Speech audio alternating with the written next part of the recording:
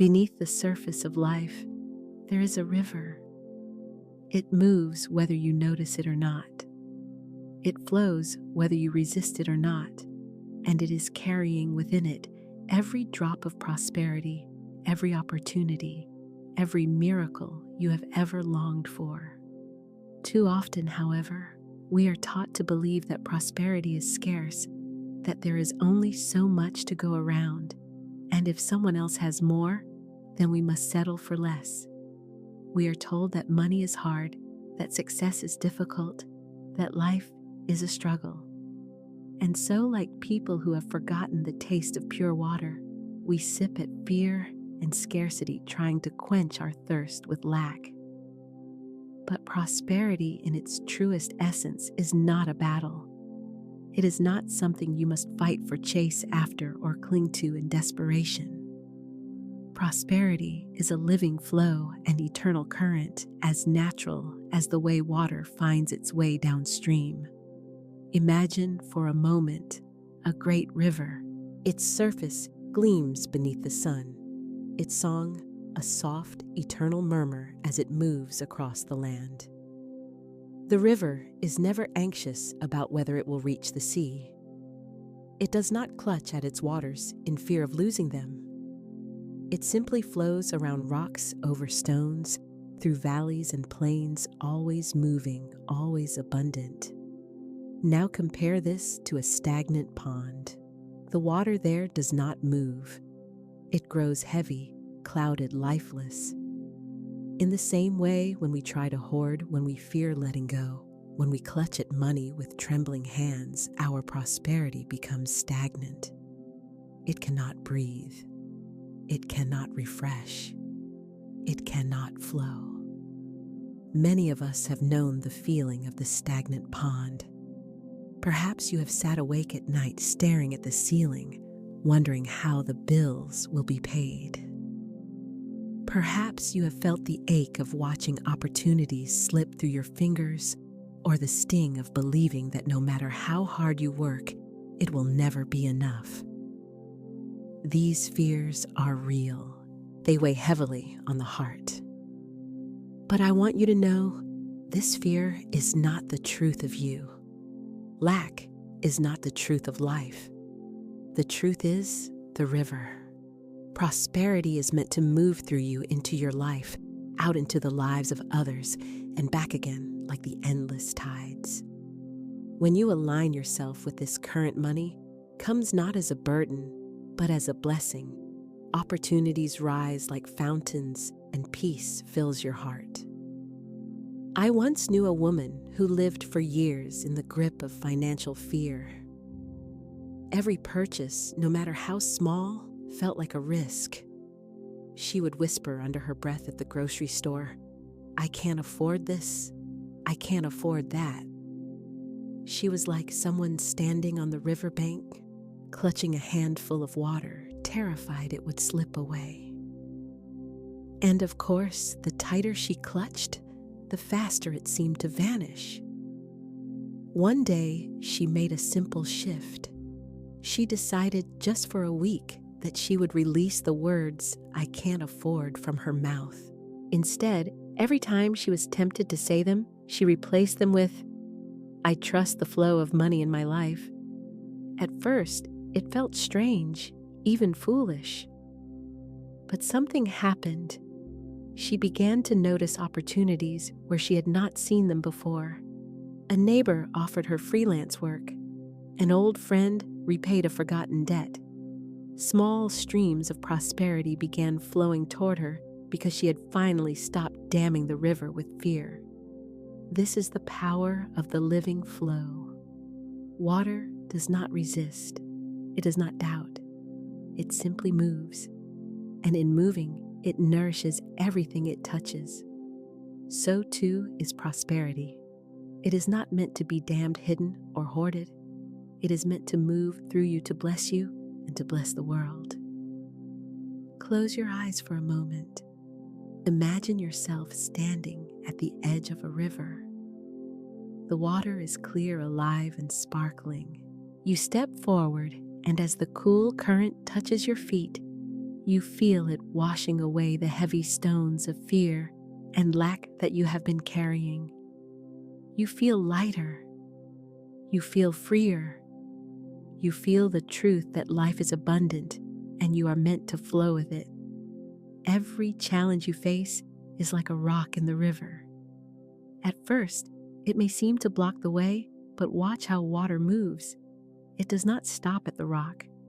It glides around it, it flows over it, it continues onward. And so it is with you. No matter the obstacle, the current of prosperity finds a way. Prosperity is not only money, it is peace in the morning. It is laughter with friends. It is health, creativity, inspiration, and joy. When you align with the flow, you find that every area of your life begins to refresh, renew, and awaken. So let us begin here. Release the image of yourself, struggling, straining, stagnant in lack. See yourself instead as a river wide, strong, unending. Let your prosperity flow easily, joyfully, naturally. For you were never meant to live thirsty. You are meant to drink deeply from the river of life. Take a breath with me now, deep and slow. Inhale the truth, I flow with prosperity. Exhale the fear, I release the thought of lack. Again, inhale abundance, exhale scarcity. You are entering the river. You are part of the living flow. And if this vision resonates with you, if this flow feels like a homecoming for your soul, I invite you to stay connected. Subscribe to stay updated with new relaxing videos and support this channel so we can continue creating peaceful content to help you rest, recharge, and prosper. Now, are you ready to imagine what happens when your words, your very breath, become part of this flow? Because next, we will explore Florence Scovel Shinn's timeless wisdom that your word is your wand. Florence Scovel Shinn, the great metaphysical teacher of the early 20th century, gave the world a truth so simple yet so profound that it continues to ripple through time. Your word is your wand. What does this mean? Imagine for a moment a magician standing before a waiting crowd. In her hand, she holds a wand, not just a stick of wood, but a tool charged with intention, ready to bring forth transformation. With a single motion, with a single word spoken aloud, she creates change. So too are you holding such a wand every moment of your life. That wand is your word. Your words are not casual, empty sounds. They are seeds. Every syllable you speak carries with it an image, a vibration, a command to the unseen forces of life.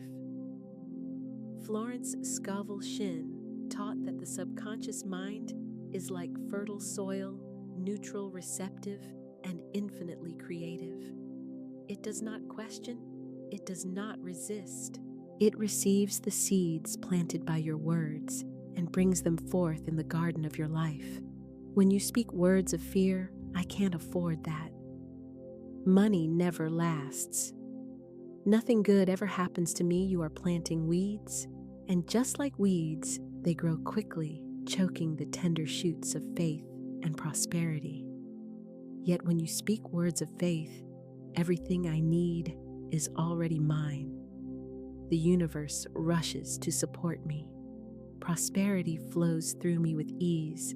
You are planting flowers, trees, orchards of abundance that multiply with every season. Let us return to the metaphor of water. Imagine your words falling like drops into a clear glass of water. If you speak fear, the water grows murky, clouded, heavy.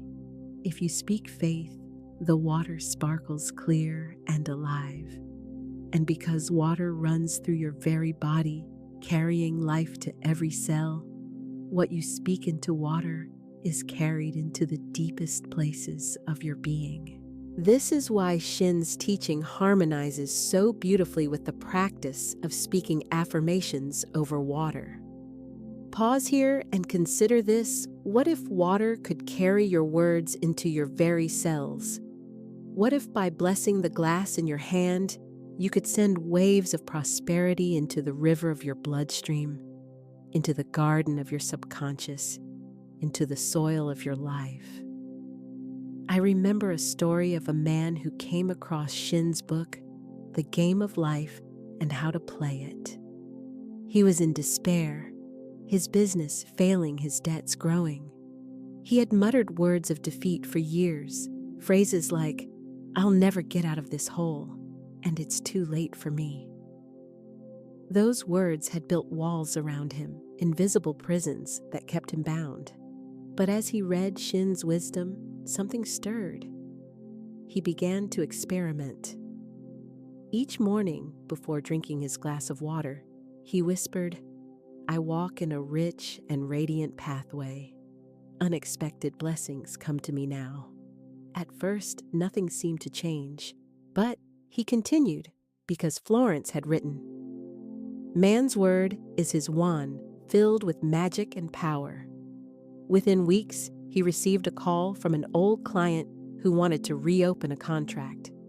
Within months, he had new streams of income flowing in. His business revived, and he credited it not to luck, but to a new discipline, the discipline of words. Your word is your wand. And like all wands, it is neutral until you use it. You can wave it in anger, frustration, fear, and it will produce accordingly. Or you can wave it with love, with trust, with certainty, and life will answer with miracles. Consider seeds in a garden. If you throw thorns into the soil, you cannot expect roses to bloom. If you plant nettles, you cannot expect a vineyard. The soil itself does not discriminate. It simply gives life to what is sown. The same is true of the subconscious, and the same is true of water. Words spoken in despair yield more despair. Words spoken in faith yield joy, peace, and abundance. Let us reflect on one of Shinn's most luminous lines. Man can only be what he sees himself to be, and he sees only what he speaks of himself. Pause. Let those words settle. They mean that every time you open your mouth, you are painting a portrait of your future. You are either sketching a figure bound by chains of lack, or you are illuminating a figure clothed in prosperity and light. When you look at water, see not just liquid in a glass, but the most ancient mirror. Civilizations have gazed into still waters and seen their reflection, their omens, their gods. What reflection are you casting now with your words? What image are you calling into being? Say it softly with me now, as if whispering to the river itself. My word is my wand. My word plants seeds of prosperity. My word carries life into every drop of water I drink. I speak abundance, and abundance speaks back to me. These are not merely affirmations. They are instructions. They are directions to the soil of your subconscious and to the living current of life that runs through all things.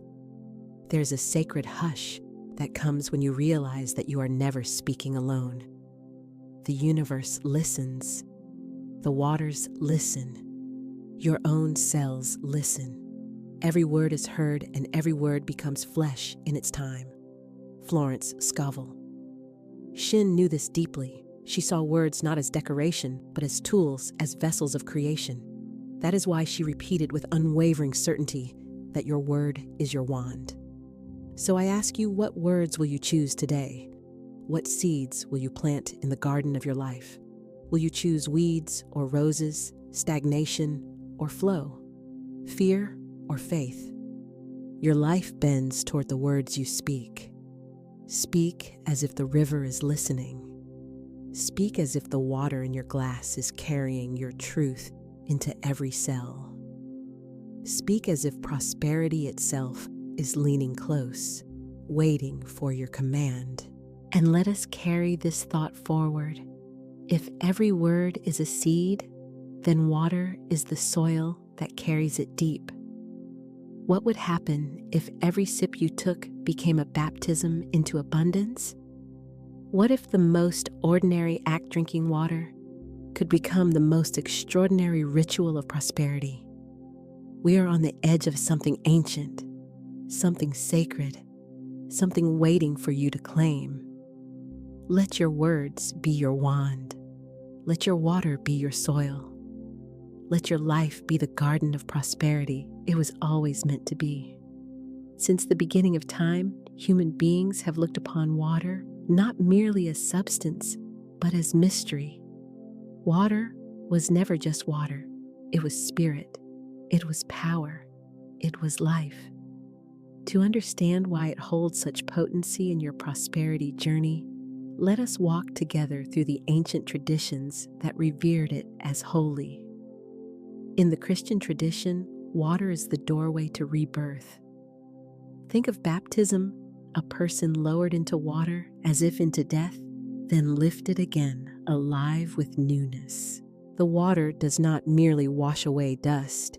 It symbolizes the dissolving of the old self, the scarcity-bound self, the fearful self, and the rising of a self aligned with faith, grace, and divine provision.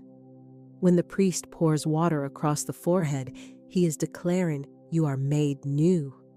You are restored. You are aligned with life eternal. In this ritual, water becomes a river of forgiveness flowing endlessly from the heart of God. And long before Christianity, there were the rivers of the ancients. In Egypt, the Nile was not just a river, but a goddess, Hapi, bringer of fertility, bearer of abundance. When the Nile rose in its yearly flood, the people saw it as heaven's answer, replenishing the soil, ensuring harvest, ensuring survival. To them, water was wealth incarnate. It was prosperity flowing visibly across the land. In Hindu tradition, the Ganges is not just a river, but a living mother, Ganga Ma, flowing down from the heavens to bless her children. To bathe in her waters is to cleanse karma, to be released from old burdens, to be aligned again with cosmic harmony. People travel miles to touch, to sip, to immerse themselves in the sacred river, believing that water carries the voice of the divine, whispering freedom to the soul.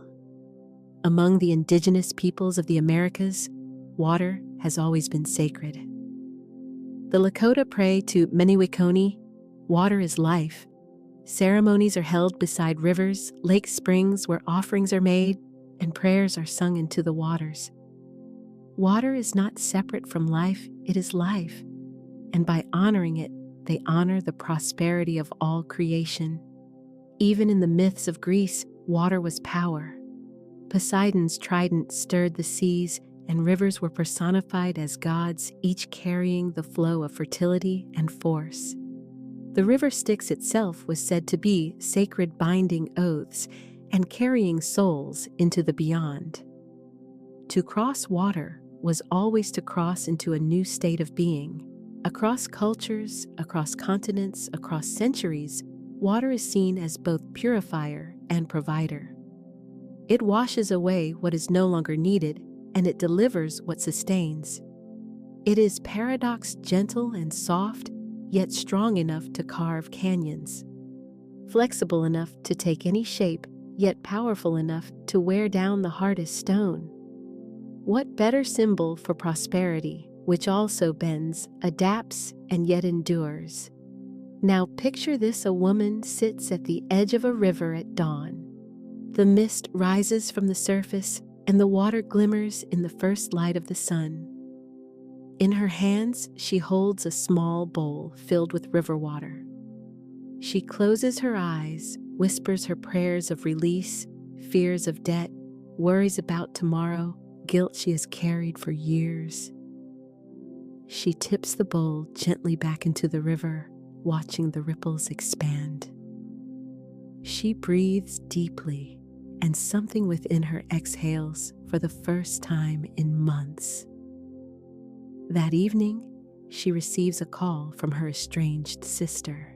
They speak kindly, openly, and her heart fills with peace.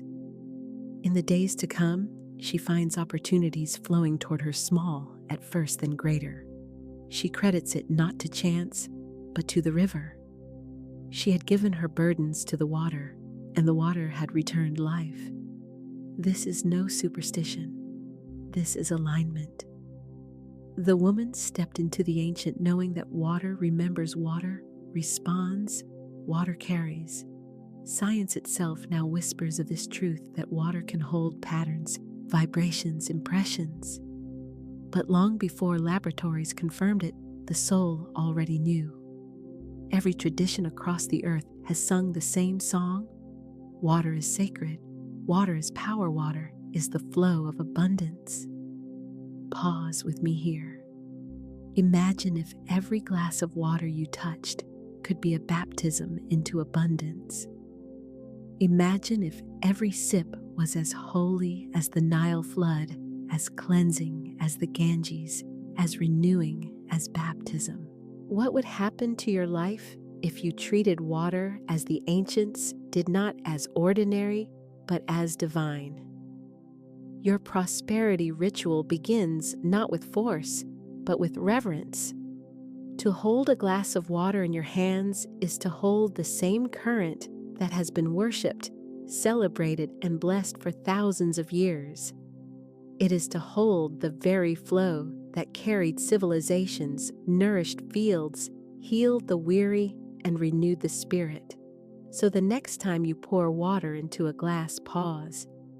Look at it as though it were the Nile, the Ganges, the sacred spring.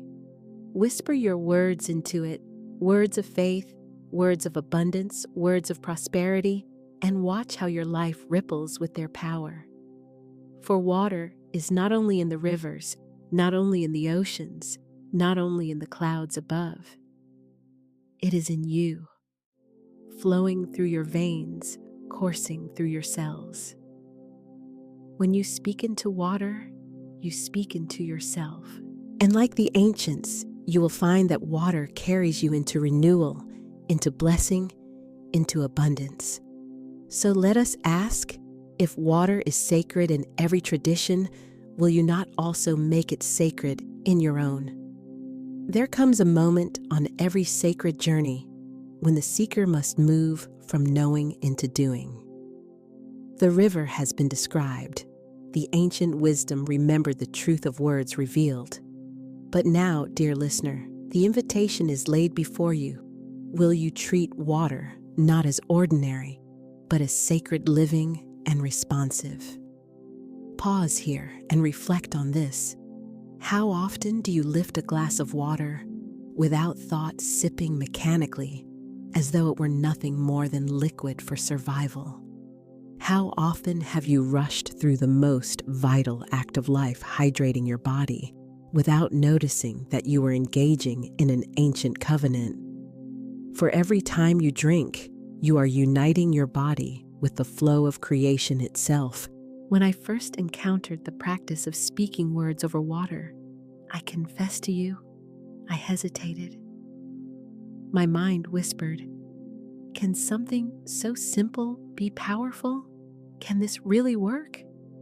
I was skeptical, like a traveler standing at the edge of the river, doubting whether stepping in would change anything. But something gentle in me urged try. And so one morning, I poured a glass of water. I held it in my hands, and instead of gulping it down, I spoke softly into it.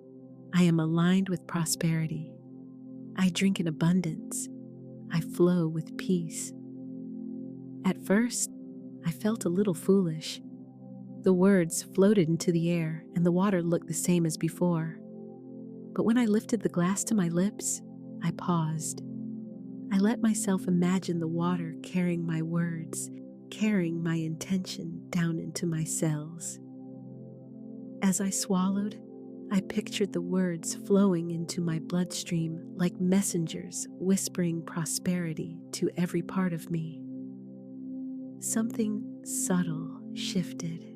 It was not thunder, it was not lightning, but a quiet awareness, as though I had just re-entered a covenant I had forgotten. The water was no longer ordinary. It was alive, and I was alive with it. This is what I wish for you, the willingness to suspend doubt just long enough to try. The invitation is not to believe blindly, but to step gently into the current, to taste for yourself what happens when you treat water as holy. Prosperity is not built upon complexity. It does not demand that you memorize elaborate rituals or climb mountains of effort. It flows through the simplest acts, speaking a word, sipping water, holding faith. For the universe does not measure the size of the ritual, but the depth of the heart behind it. Think of a child holding a daisy and blowing its petals into the wind. The act is small, but the joy is vast. So too is this practice.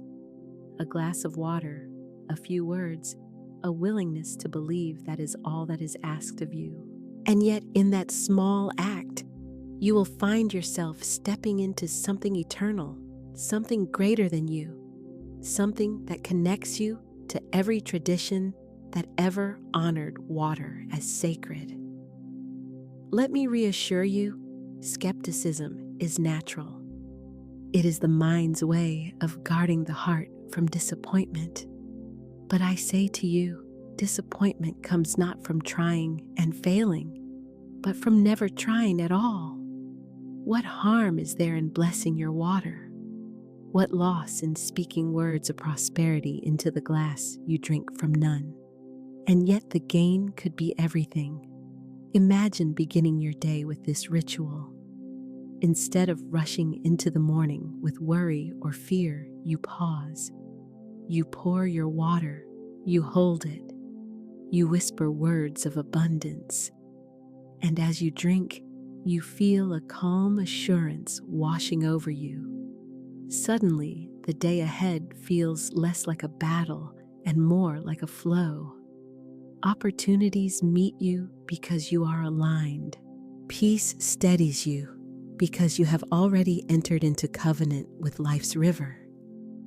The invitation is gentle, but it is also profound. Will you make the ordinary sacred? Will you allow water, something you already drink every day, to become the vessel of your prosperity? Do not think you must do it perfectly. There is no perfect way to whisper words into water. There is only sincerity. There is only presence. Let your practice be simple: a few moments of pause, a few words of faith, a few sips with intention. That is enough. More than enough. And let me remind you of this: water responds not to the volume of your voice, but to the vibration of your heart. Whisper, speak softly, or even hold your words within you, the water will know. For it is not only listening with its molecules, it is listening with its spirit. As you consider this invitation, I ask you to imagine your glass of water as a chalice, not a common cup, but a vessel of blessing. Each time you lift it, you are lifting your faith. Each time you sip, you are partaking in abundance. Each time you pause, you are saying to life itself, I am ready to receive. So suspend your skepticism, dear friend. Suspend the voice that says, this is too small, too simple, too foolish. For simplicity has always been the way of truth.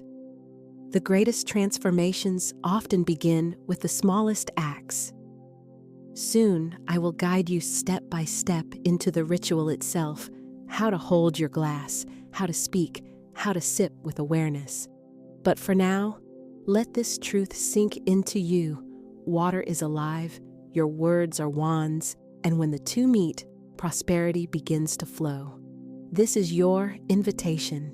Take it gently, take it with joy, and let yourself prepare for the sacred practice ahead. Before the flow of prosperity can rush freely through your life, something must be addressed, something that clogs the channel, muddies the waters, and weighs upon the heart. That something is fear. Fear of not enough. Fear that money will leave too quickly. Fear that doors will close before you can step through them. Fear that no matter how hard you try, abundance will slip through your hands like sand. These fears are familiar companions to many. They whisper at night as you lie awake counting bills in your mind. They appear in the checkout line when you wonder if your card will be declined. They live in the quiet ache of comparing your life to another's, believing they have more while you have less. But I want you to know this fear is not truth. Fear is not the law of life. Fear is only the shadow cast when you forget the river of abundance that flows endlessly beneath and around you. Think of a stream clouded by mud. At first glance, the water looks dirty, unfit to drink. Yet, if you allow it to settle, or if you stir it with gentle movement, the mud falls away and the water clears again. So too is fear. It is not the essence of you. It is only the mud that has been stirred by years of worry conditioning and false belief. Beneath it, your soul is clear, pure, and aligned with infinite supply. Let us enter into a story. There was a man named Daniel who had carried the fear of lack since childhood. He remembered watching his parents argue at the kitchen table, bills spread before them like heavy stones. His father's voice was sharp with worry, his mother's eyes clouded with tears. As a boy, Daniel learned to believe that money was a burden, that there was never enough, that life was an endless fight against loss. As an adult, Daniel carried that fear in silence. Every paycheck seemed to vanish before it arrived. Even when he earned more, it still felt like less. The fear followed him, whispering, "Be careful, it will run out. Don't relax. Don't trust. Don't hope." One day, exhausted by his own worry, Daniel tried a simple ritual. He filled a glass with water, held it in his trembling hands, and whispered, "I release the fear of lack. I drink in the truth of abundance. I am safe to receive." At first, nothing happened. The water tasted the same. The bills were still waiting, but something small shifted within him. Each time he drank, he pictured the water carrying away the mud of fear, leaving his inner river clear. Weeks passed. His outer life was still imperfect, but his inner landscape changed. He noticed he could breathe more easily when paying bills. He began to release guilt around spending on small joys. Then doors opened: unexpected freelance work, kind generosity from a friend, opportunities he had overlooked before. Daniel said later, "It wasn't that money suddenly fell from the sky. It was that the fear dissolved, and in its place, clarity came. With clarity, I could see the flow again." So I ask you now, what fears cloud your river? Is it the fear of never having enough? The fear that if you prosper, someone else must suffer? The fear that you are unworthy to receive? Whatever it is, let us bring it into the light, not to shame it, but to release it. For fear cannot survive when you look at it with love. Fear thrives in darkness, but when you hold it gently, when you name it aloud, it begins to dissolve. Imagine now a glass of water before you. The water is cloudy, as though filled with mud. Place into it with your mind every fear you have carried about money, success, or abundance. Pour into it the guilt, the worry, the shame. And now watch as the water begins to clear. The mud sinks, the flow returns, the light shines through. You realize that your fears were never permanent. They were only stirred sediment waiting to settle. Say softly with me, "I release the fear of lack. I dissolve the belief in scarcity. I allow prosperity to flow through me clear and free. Take a breath. Feel it in your chest, in your belly, in your hands. Fear begins to loosen its grip. You are lighter. You are freer. Just as clear water refreshes the body, so too do clear words cleanse the mind. Each affirmation you speak is like a spring bubbling up, washing away the residue of lack. Each sip of blessed water is like rain falling, gently rinsing fear from your soul. Do not fight your fear. Simply let it dissolve. Do not curse it. Do not battle it. Only release it as you would release muddy water back into the river, trusting the current to carry it away. Your river is meant to run clear, and the water ritual is one of the most tender tools to help you remember this truth. Every time you hold your glass, you hold the choice. Will I drink fear, or will I drink faith? Will I carry scarcity, or will I carry abundance? Let the answer be simple. Choose clarity, choose flow, choose abundance. And as we prepare to move forward, let us carry this truth. Fear cannot survive in the presence of living water and living words. Your words cleanse your water, carries your soul, receives. And just as clear water refreshes your words, can cleanse your beliefs. Abundance is not only about flow, it is also about readiness. A river may rush toward you, but if your hands are closed, you cannot receive. The truth of prosperity is not that it is absent, but that many hearts remain unprepared to welcome it. The gate is closed, not by life, but by the self. So let us pause here and turn inward. Are you truly ready to receive? This question may seem simple, but often hidden beneath the surface. There are barriers, beliefs that whisper you are unworthy, habits of guilt that say you must suffer before you prosper, shame that tells you others deserve more than you. These are the invisible dams, the stones lodged in the stream, the debris that blocks the flow. The first step in readiness is permission. Give yourself permission to prosper, not in some distant future, not after you have struggled long enough, but here now as you are. Take a breath and hear these words. I give myself permission to prosper. I give myself permission to receive. There is a man whose story I wish to share with you. His name was Samuel. For years, he had lived in quiet scarcity, not because he lacked talent, not because opportunities were absent, but because he carried within him the heavy belief that he did not deserve more. Raised in a strict household, he was told again and again, money is dangerous, success is prideful, it is holy to suffer. Samuel absorbed these words like stains upon his soul. So even when doors opened, he stepped back. Even when blessings knocked, he hesitated. One day, sitting alone by a stream in a park, he watched the water flow over rocks.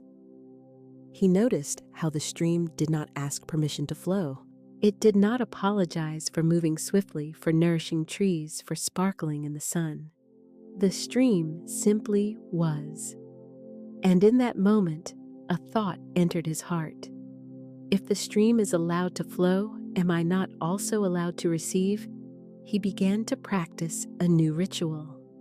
Each morning, he filled a glass of water, held it close, and whispered, I am worthy to receive. I am safe to prosper. I open the channel now. At first, the words felt foreign, as though he were speaking them for someone else. But with time, they began to soften the old beliefs. Weeks later, when he was offered a new job opportunity, instead of stepping back, he stepped forward. Instead of saying, I can't, he said, I will. And that choice became the turning point of his life. Readiness is not about striving. It is about opening. It is about allowing the river to flow where it was always meant to go. Imagine a channel blocked by stones. The water presses against it, eager to move, but the blockage holds it back. All it takes is the removal of one stone, then another, and the water gushes forward unstoppable. So it is with your soul. The stones of unworthiness, guilt, shame, and doubt are not the truth of you. They are simply debris collected over time. Remove them one by one, and your prosperity flows. Now let us practice together. Close your eyes and picture a great stream within you. See where it is blocked. Perhaps a heavy stone labeled fear of failure. Perhaps a branch marked unworthiness. Perhaps a pile of leaves whispering not enough. Now in your mind, reach gently and remove one stone. Feel the water rush forward a little more. Remove another and another. With each release, the current grows stronger, clearer, freer. Soon the stream is rushing, sparkling alive. That stream is you. That stream is your readiness. Say softly with me, I open the channel within. I remove the stones of fear and shame. I am ready to receive. I give myself permission to prosper. Your readiness is not earned. It is given the moment you say yes. The moment you allow yourself to believe that life desires to bless you as much as you desire to be blessed. Do not wait until you feel perfect. Do not wait until you believe you have suffered enough. Do not wait until every fear is gone. Readiness begins in the decision. It begins when you whisper, I am willing. For when you are willing, heaven responds. The river does not wait for your perfection. It waits only for your permission. As you prepare to move deeper into this journey, know this, your readiness is not a weakness, but a strength. To open your hands to soften your heart, to allow abundance to enter this, is the greatest courage. Let us seal this readiness with water. Imagine yourself holding a glass now. Whisper into it, I am ready. I am willing. I receive. Lift it to your lips. Drink slowly. Taste the truth. Feel it move through you, into your cells, into your spirit. You are not waiting for prosperity. It is waiting for you. And now you have opened the door. The channel is clear. The river is flowing. You are ready. Now that you've opened the channel, let us explore the sacred mechanics of this ritual, the deeper laws, the hidden workings, the truths that will anchor you in the flow of prosperity. Water is the most ordinary thing in our lives, and yet it is the most extraordinary. We wash with it, cook with it, drink it every single day, and still we rarely pause to recognize the vast mystery flowing through every drop. Today, I want you to see water not as a background element of life, but as a divine messenger, one of the most powerful allies in your journey toward prosperity. Science itself has begun to whisper secrets that mystics have known for centuries. Water carries memory. The Japanese researcher Masaru Emoto brought this to light in a way that captured imaginations around the world. He photographed water crystals after exposing them to words, music, and even prayer. What he discovered was astonishing. Water responded.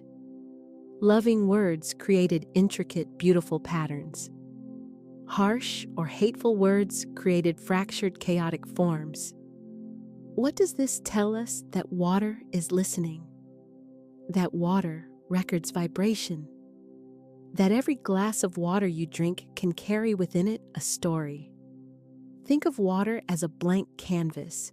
The molecules are neutral, receptive, awaiting instruction.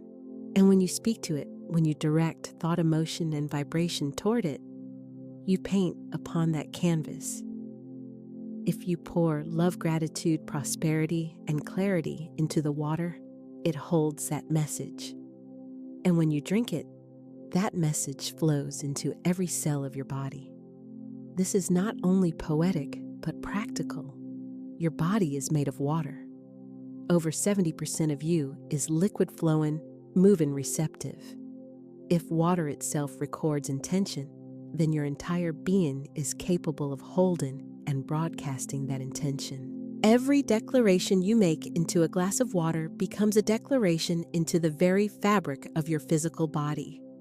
Imagine this. A woman once felt trapped in cycles of lack. No matter how hard she worked, she felt her finances evaporating.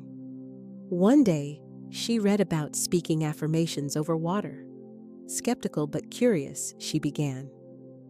Each morning, she poured fresh water into a glass, placed her hands around it, and declared, "I am prosperous. Money flows to me freely. Every need is met." She repeated it until she felt it resonate. Then she drank. At first, nothing dramatic changed, but she kept at it every morning, every glass of water the same ritual. Within weeks, she noticed opportunities arising: a refund she had forgotten, an old friend, repaying a debt, an unexpected bonus at work. Her vibration was shifting because her body was carrying a new message. The water she drank was reminding her cells daily of abundance, and the outer world began reflecting it. This is the secret: water becomes a messenger of your command. Just as ink carries words onto paper, water carries words into your life. To make this clearer, let me give you a metaphor. Imagine sending a letter without an address. You write your desires on paper. You fold it neatly. You even stamp it. But if there is no address, it goes nowhere. The same is true with vague thoughts like, "I want more money," or "I hope things improve." Those wishes float into the void because they lack specificity. But when you take water and speak to it with clarity, "I call $10,000 to me now," you are writing the address. The universe knows exactly where to deliver. Water in this way is both envelope and messenger. It carries your intention straight into your body and into the vibrational field around you. Every sip becomes an instruction to life itself. Now let's pause for a moment. I want you to hold this idea not as something abstract, but as something practical you can use today. Close your eyes for a breath. Imagine holding a clear glass of water in your hands. Feel its coolness. See the light reflecting through it. Now imagine speaking into it the words, "I am prosperous. I am magnetic to money. I receive abundance now." Picture those words becoming light, swirling through the water, shimmering in every molecule. Then picture yourself drinking that light. Feel it enter your body, moving into your bloodstream, reaching every cell. Can you sense how different that feels compared to simply saying affirmations into empty air? With water, the declaration becomes embodied. This is why ancient traditions revered water, not only for survival, but for purification and blessing. Baptisms, sacred baths, holy springs, all were acknowledgments of water's spiritual power to hold and transmit divine energy. Today, science is catching up, giving language to what the mystics always knew: water is alive with response. Some may still ask, but is this real, or is it just symbolic? And I will answer you this. Symbol and reality are not separate. If your subconscious accepts the practice, then the reality will shape itself accordingly. Remember, Florence Scovel Shinn's timeless words. The subconscious is a faithful servant. When you speak into water, you are giving the subconscious a physical action, a ritual it can recognize and anchor. It is no longer just a fleeting thought, it becomes embodied truth. Think also of how plants respond to water. A dry, withering plant, when given fresh water, begins to lift its leaves again, to shine again. The difference is immediate. You too are a living plant nourished by water. But when you give not only hydration but intention, you double the nourishment. Your spirit lifts, your vibration shines. This is why I call water the perfect messenger. It does not argue, it does not doubt, it does not delay. It simply receives and delivers. I want you to write this down. Water carries my word. This is a decree you can return to again and again. Every time you drink water, remind yourself, this is my messenger. This is my letter. This is my declaration made flesh. And let me emphasize one more thing. Water does not only carry words, it carries the feeling behind them. You cannot deceive water. If you speak prosperity but feel lack, the water holds the vibration of lack. That is why gratitude, joy, and certainty must fill your voice as you speak. Prosperity is not just called with syllables, it is called with vibration. When your words and your feelings align, water becomes a radiant mirror of your abundance. So let us seal this understanding with a short affirmation together. Place your hand on your heart and speak aloud. The water I drink today carries the message of prosperity. Every cell of my body is filled with wealth, health, and joy. Now breathe that in. Feel how your very body agrees. From this point forward, I want you to see every glass of water as an opportunity, not just to hydrate, but to declare, not just to quench thirst, but to encode abundance. Each sip is a choice. Will I drink worry, or will I drink wealth? Will I drink fear, or will I drink faith? Water waits for your answer. And now that you understand water's nature, as memory, as messenger, as blank canvas for your command, we are ready to take the next step, because knowing the messenger is only half the story. Next, we will learn how to prepare the sacred space where this practice becomes ceremony. For when you elevate the act, you elevate the result. Now that you understand water's nature, let us learn how to speak prosperity into it. When you begin to work with water as a messenger, you quickly realize something: not all moments are equal. The energy you bring, the environment you shape, the atmosphere you create, all of these become part of the message. This is why preparing the sacred space is so essential. We are not just performing a casual action, we are entering a ceremony, and ceremony amplifies intention. Think about it. If you were to meet with royalty, you would not arrive in disorder, rushing distracted. You would prepare yourself, your words, and the setting.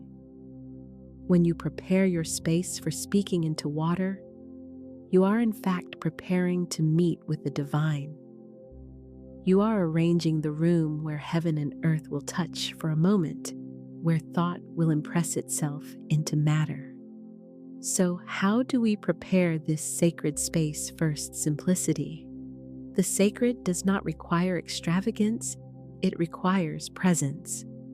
Begin with a clean glass, transparent, unblemished, free of dust or fingerprints. This clarity symbolizes the openness of your intention. If the glass is clouded or dirty, your message feels clouded. But with a clear vessel, your mind is reminded of purity and precision. Second, peace. Choose a quiet place free of interruption if possible. This may be a corner of your room, a small table by the window, even your kitchen counter transformed for a moment into an altar. What matters is not the grandeur of the place, but the reverence with which you hold it. Light a candle if you wish, or place a flower nearby. These are not requirements, but enhancements. They tell your subconscious something holy is about to occur. Third, gratitude. Before you even lift the glass, pause. Place your hand gently on your heart. Close your eyes. Whisper thank you. Thank you for the water before you. Thank you for the life within you. Thank you for the prosperity that is already rushing to meet you. Gratitude opens the door of the sacred. Without it, the practice feels mechanical. With it, the practice glows with living power. Let us create this picture together. Imagine evening has fallen. You dim the lights, and the room takes on a gentle golden hue. A candle flickers on the table, its flame dancing softly. The air is still carrying only the faint fragrance of the candle, or perhaps the fresh scent of the flower you have placed nearby. On the table rests a glass of pure water, shining in the candlelight like liquid crystal. You approach slowly, calmly, carrying the awareness that this is no ordinary drink, but a vessel of blessing. Do you feel the difference already? This is not the hurried act of grabbing a glass from the sink. This is a meeting with the divine currents of life. This is your throne room, and you are both supplicant and sovereign. Florence Scovel Shinn often spoke of the power of words as decrees. To decree is not to beg, not to hope, but to command with authority. And every king or queen, before issuing a decree, sits in their royal court. This is why your space matters. It reminds you that you are issuing a royal command over your life. The candle is your torch of authority.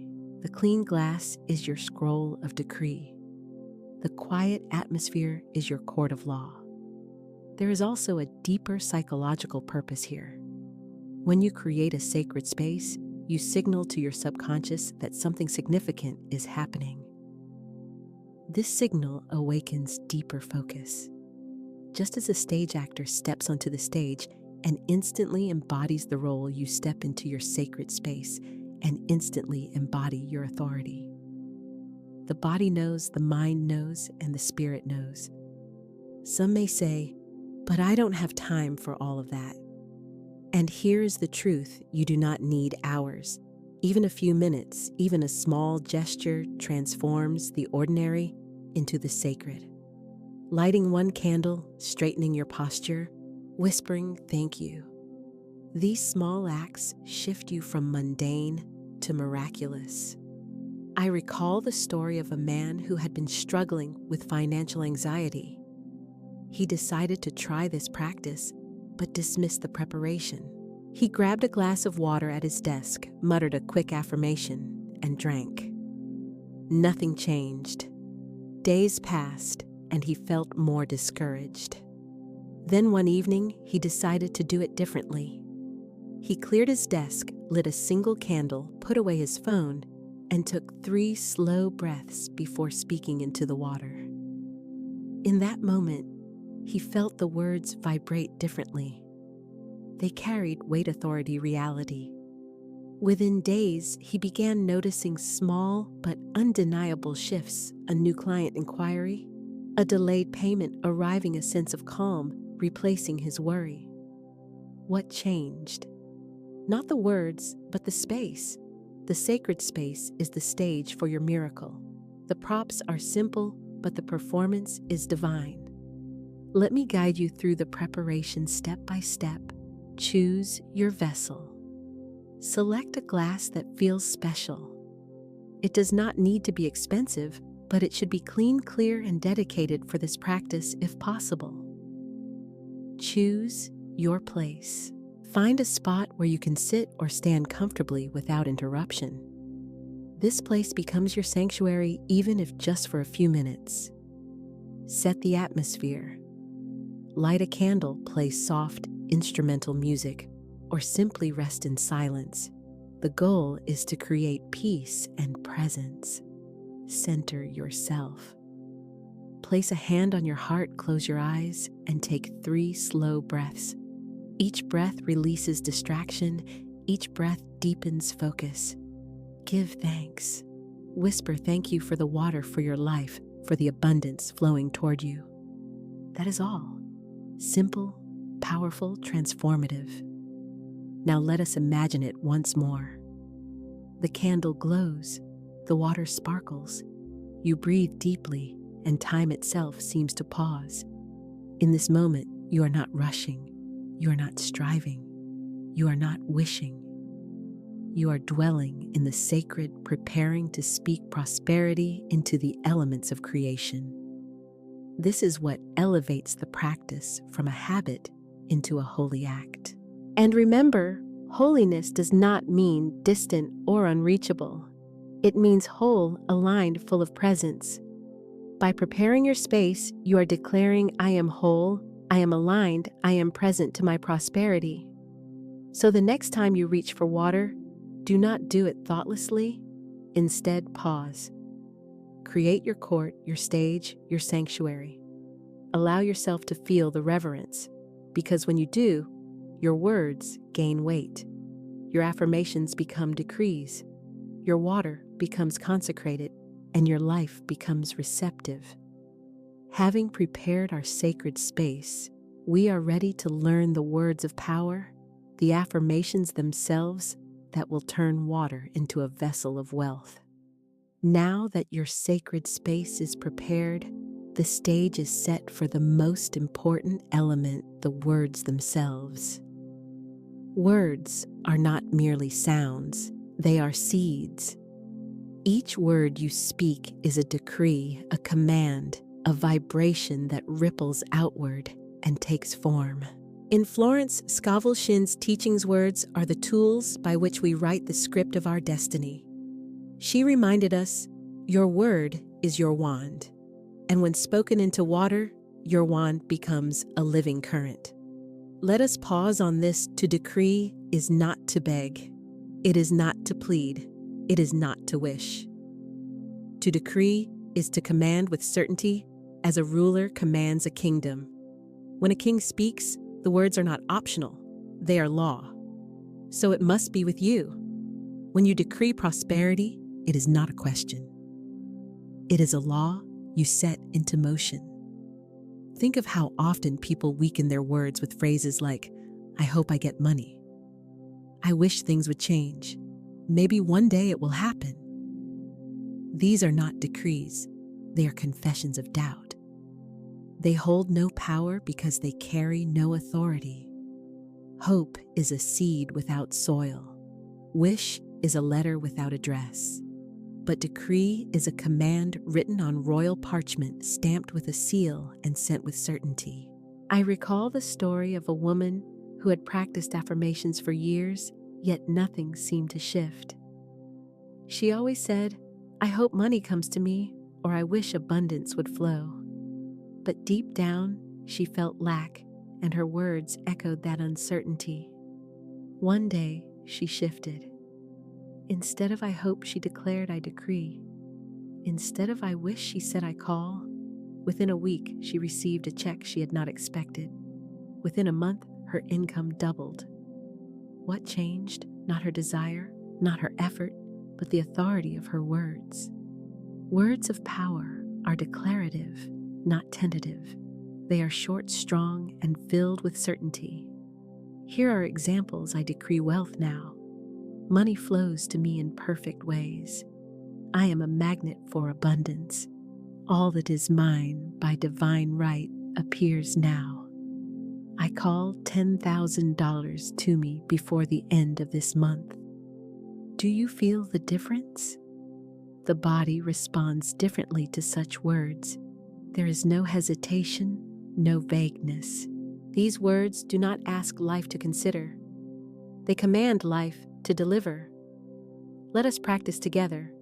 Take a breath. Place your hand on your heart. Speak aloud with me, I decree wealth now. Again, I decree wealth now. Once more with full authority, I decree wealth now. Feel how each repetition grows stronger, firmer, more certain. This is the rhythm of power. Repetition is key. Just as the waves of the ocean shape stone by repeated contact, your repeated words shape the unseen substance of life. The subconscious mind, like water, responds to persistence. The first time you speak, the impression may be light. The second time, stronger. By the 10th time, the subconscious begins to yield, to mold, to obey. But remember, words are not only syllables, they are vibrations. Your tone, your conviction, your feeling, all matter.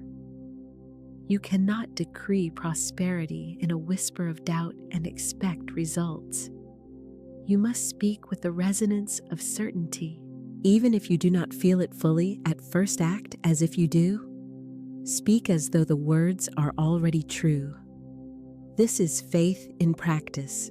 Florence Scovel Shinn taught you must act as if you had already received.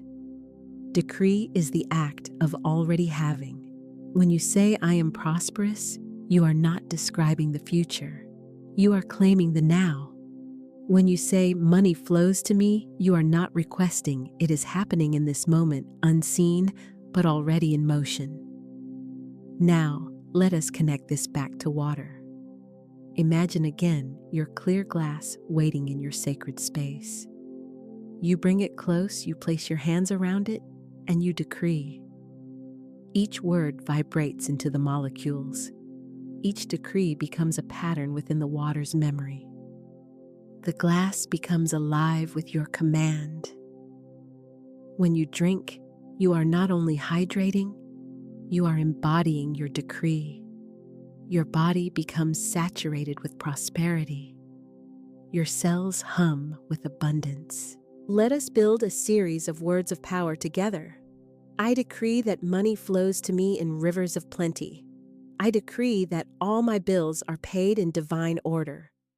I decree that $10,000 arrives by the appointed time. I decree that doors of opportunity open before me.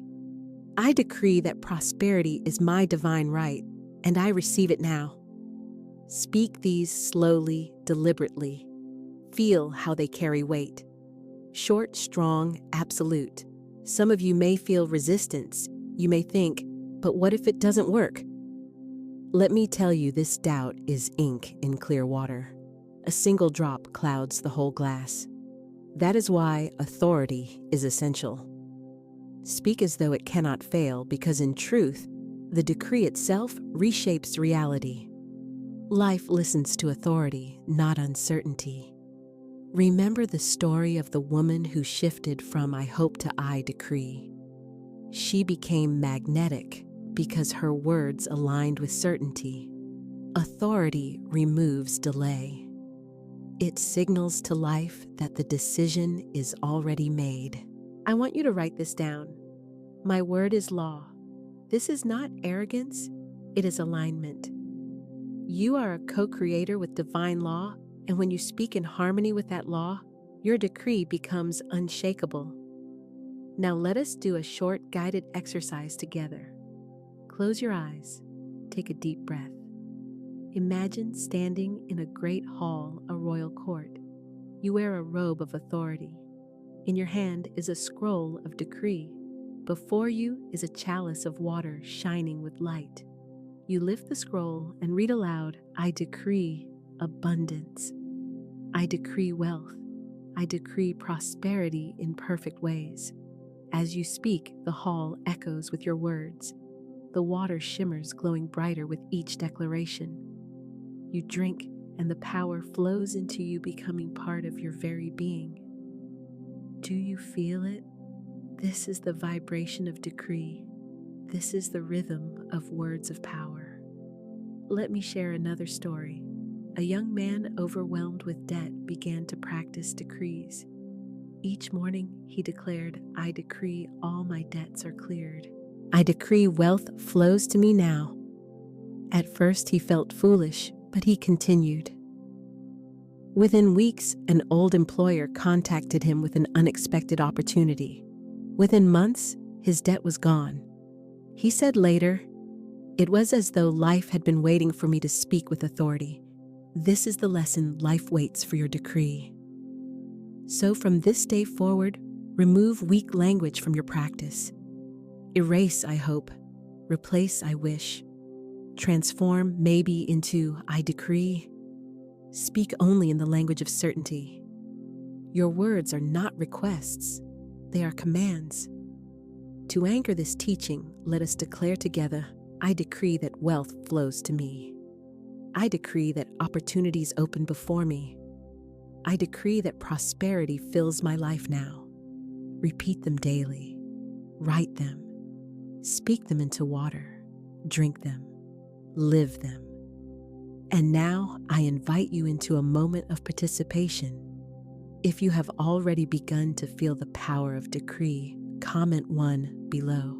If you have never tried this but are ready to start, comment 2. Let us mark this moment together, for declaration becomes even stronger when shared. Now, let's see how these words transform water, how drinking them becomes embodiment, how the decree moves from word to body, from sound to substance. Up to this point, we have prepared the sacred space and spoken the words of power into water. But there is a step even more profound, the act of drinking. For when you drink the water infused with decree, you are not simply consuming liquid, you are embodying your command. The decree moves from sound into substance, from vibration into flesh. It becomes part of you. Let us pause here. Every cell in your body is composed largely of water. When you drink, that water flows into your bloodstream, nourishing your organs, hydrating your cells, and circulating through your entire being. Now imagine that same water carrying with it the imprint of prosperity, the decree of abundance. You are not just drinking water. You are drinking wealth. You are drinking health. You are drinking joy. The words you spoke are now coursing through your veins. This is embodiment. This is decree becoming flesh. Think of the way roots absorb rainwater. The soil is dry, the plant is weary, and then the rain falls. The water seeps into the soil, drawn into the roots, rising up into stem and leaf until the whole plant revives. You too are that plant. When you drink your roots, your cells, your energy centers, your subconscious mind absorb the decree. You revive, you glow, you align. Florence Scovel Shinn often emphasized that manifestation is not merely about thinking, it is about aligning thought, feeling, and action. Drinking is action. It is the physical seal of the decree. You have spoken prosperity, and now you embody prosperity. You have commanded wealth, and now you ingest wealth. It is no longer outside you, it is within you. Let us walk through this moment step by step. Hold the glass. Look at it as though it is holy, because it is. This is no longer ordinary water. It is consecrated by your words. Pause before drinking. Feel the vibration in your hands. Whisper once more, this water carries prosperity. This water carries abundance. This water carries wealth. Drink slowly. Do not gulp. Sip with reverence. Feel it move across your tongue, down your throat, into your body. Visualize. As the water enters, imagine light flowing into every cell. See your bloodstream carrying wealth, joy, and freedom into every corner of your being. Acknowledge. When the glass is empty, declare, it is done. I embody prosperity now. This simple sequence transforms drinking into sacred embodiment. Consider this story. A woman had been struggling with self-worth. She spoke affirmations daily, but felt disconnected from them, as though they floated in the air, but never landed. Then she began the water practice. She spoke her affirmations into the glass, but the key shift came when she drank them. She said, "It felt different, as if the words entered me instead of just hovering around me." Within months, her financial life improved. She secured a better job, paid off debts, and felt stronger in her own skin. Why? Because the decree was no longer outside of her. It had become part of her biology. When you drink the word, you shift from hoping to being. Hope hovers. Embodiment anchors. Hope is air. Embodiment is blood. Let us try this together now, even if you do not yet have the water before you. Close your eyes. Imagine holding a shining glass filled with light. Whisper into it, I am prosperous, I am wealthy, I am free. Now imagine lifting the glass and taking a sip. Feel the liquid move into you, spreading through your chest, down your arms, into your belly, through your legs. Every cell drinks. Every part of you vibrates with the decree. You are no longer separate from abundance. You are abundance embodied. This practice awakens the somatic intelligence of your body. The body learns faster than the mind. You can tell your mind, I am prosperous 1,000 times, but when your body drinks prosperity, it learns in a different way. The subconscious, deeply tied to bodily experience, says, yes, this is true. And truth spoken into the body becomes reality expressed in life. Think of communion rituals and spiritual traditions, the bread and wine symbols of divinity consumed. Why do these rituals hold such power? Because they embody, they take spiritual truth and root it in physical form. Drinking the word is your communion with prosperity. It is your personal sacrament of wealth. I want you to remember this phrase, I drink my decree. Say it aloud now. Again, I drink my decree. Once more, I drink my decree. Each time you say it, you anchor deeper into the understanding that the word is no longer external. It is internal, living, circulating. Another metaphor. Imagine a letter written to you containing wealth beyond measure. You could read it, admire it, believe it, but if you never open the envelope, you never touch the treasure. Drinking the word is opening the envelope. It is receiving, not just acknowledging. It is embodying, not just admiring. So here's your practice. Every time you drink the word, let it be slow, reverent, embodied. Do not rush. Do not doubt. Trust that as the water flows into you, so does the decree. And remind yourself, every sip is wealth. Every sip is health. Every sip is joy. Let me share one more story. A man skeptical of this practice decided to try it for 30 days. Each morning, he decreed, I drink success. I drink wealth. I drink freedom.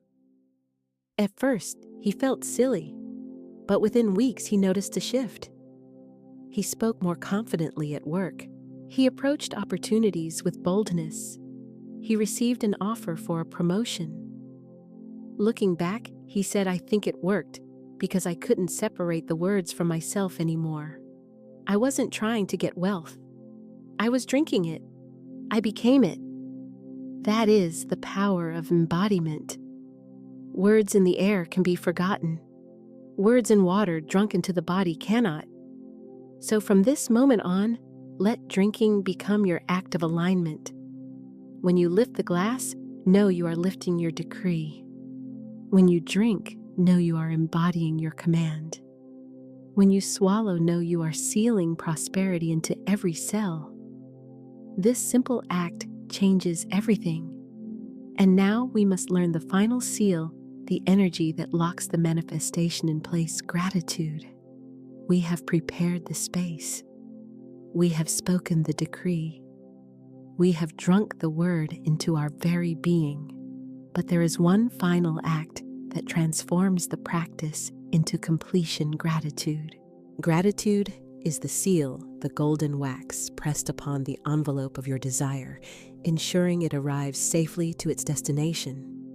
Without gratitude, the decree remains open, vulnerable, unanchored.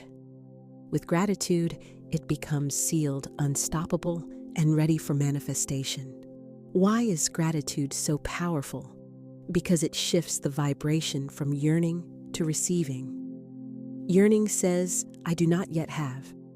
Receiving says, it is already mine. Gratitude lives only in the vibration of already having.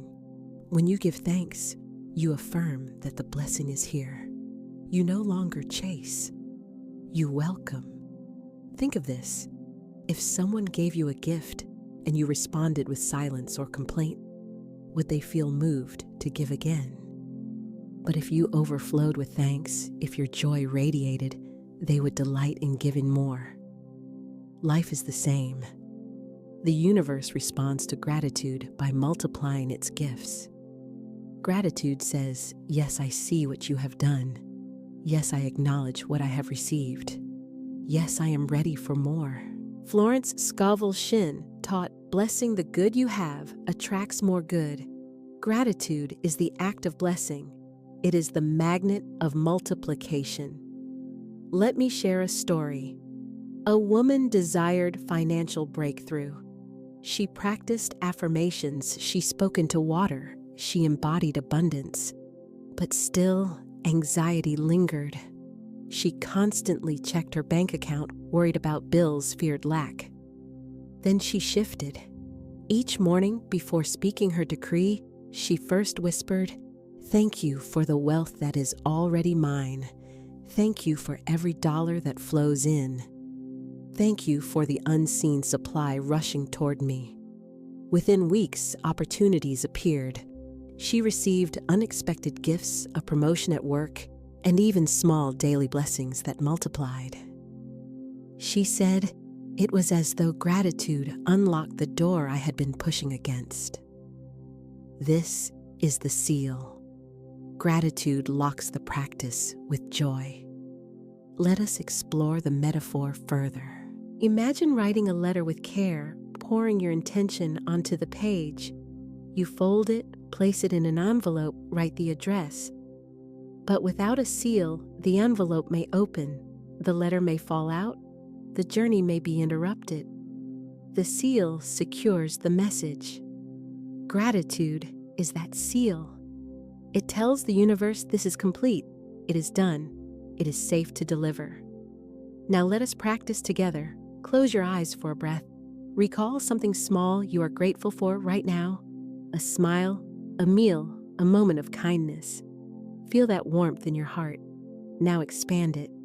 Give thanks for the water you just drank, for the decree you have spoken, for the prosperity already flowing toward you. Whisper aloud, "Thank you, thank you, thank you." Let the words ring with sincerity. Do you feel the shift that is the seal? Gratitude also transforms perspective. Without it, even blessings go unnoticed. With it, even small gifts become treasures. The more you notice, the more appears. It is like tuning a radio. Gratitude tunes you to the frequency of abundance. Suddenly, you notice opportunities, helpers, and resources that were invisible before. They were always present, but gratitude adjusts your perception to see them. Think of a time in your life when gratitude changed everything. Perhaps you were anxious, but then you listed your blessings and felt peace return. Perhaps you felt lack, but then you counted the gifts already present and realized how supported you truly were. Gratitude is not denial, it is alignment. It acknowledges the good already here and multiplies it. Another story. A man had been jobless for months. Every day he complained about his lack growing more bitter. One day, in desperation, he began a gratitude journal. Each morning, he wrote 5 things he was thankful for, no matter how small: sunlight through the window, the taste of tea, the smile of a stranger. Within weeks, his energy shifted. He felt lighter, more optimistic. Soon after, he was offered a job through a casual conversation with a neighbor. He said later, "It was gratitude that changed me. The job was always possible, but I could not see it until I gave thanks." Gratitude clears the lens. It polishes the mirror. It reveals abundance where once only lack was visible. So let us create a practice for sealing the decree with gratitude. After drinking the word, pause. Place your hands together or on your heart. Whisper, "Thank you." Say it once, twice, 3 times. Thank you, thank you, thank you. Acknowledge specifics. Thank the water for carrying your decree. Thank your body for receiving it. Thank life for fulfilling it. Expand outward. Give thanks not only for what is here, but for what is coming. Speak as if it has already arrived. Thank you for the $10,000 received. Thank you for the doors opened. Thank you for the wealth flowing. Seal with joy. Smile as you give thanks. Joy is the wax that hardens the seal. This 5-step seal transforms the practice from incomplete to complete. It shifts you from speaking and embodying to receiving and rejoicing. Let us repeat together now. Gratitude seals my decree. Gratitude multiplies my wealth. Say it once. Say it again. Let it echo in your mind. Gratitude seals my decree. Gratitude multiplies my wealth. From this moment on, let gratitude follow every decree. Do not wait until the manifestation appears. Seal it immediately. Speak your command, drink your word, and then give thanks as if it is already done. For in truth it is. Gratitude is the proof that you believe. And let us create one final communal action here. If gratitude has ever shifted your life, if you have ever seen blessing multiply when you gave thanks, I invite you to comment, "Thank you, universe."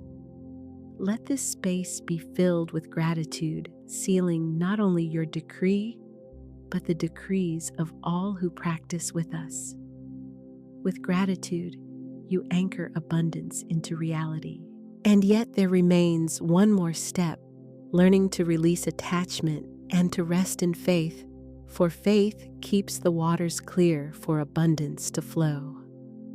We have walked through every stage, preparing the sacred space, speaking the decree, drinking the word, and sealing it with gratitude. But there is one final key that unlocks the flow of abundance, releasing attachment and building faith. Without this, the waters cloud. With it, they remain clear, ready to carry your prosperity into form. Let us begin with a vivid image. Imagine holding a glass of pure water, clear, sparkling, pristine. Now imagine dropping ink into it. One drop spreads, another follows, and soon the clarity is lost. Doubt works the same way. Faith is clarity. Doubt is ink. When you decree prosperity and then cling in fear, worry, or desperation, you cloud the waters of manifestation. The decree is still there, but its flow is slowed, obscured, delayed.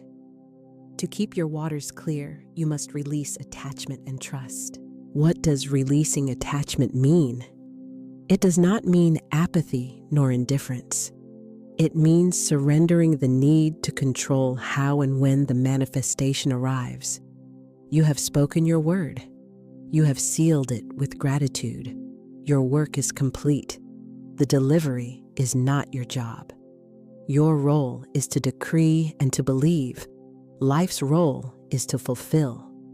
Think of planting a seed. Once you place it in the soil, you do not dig it up daily to check its progress. You water it, you trust it, you allow it time to sprout.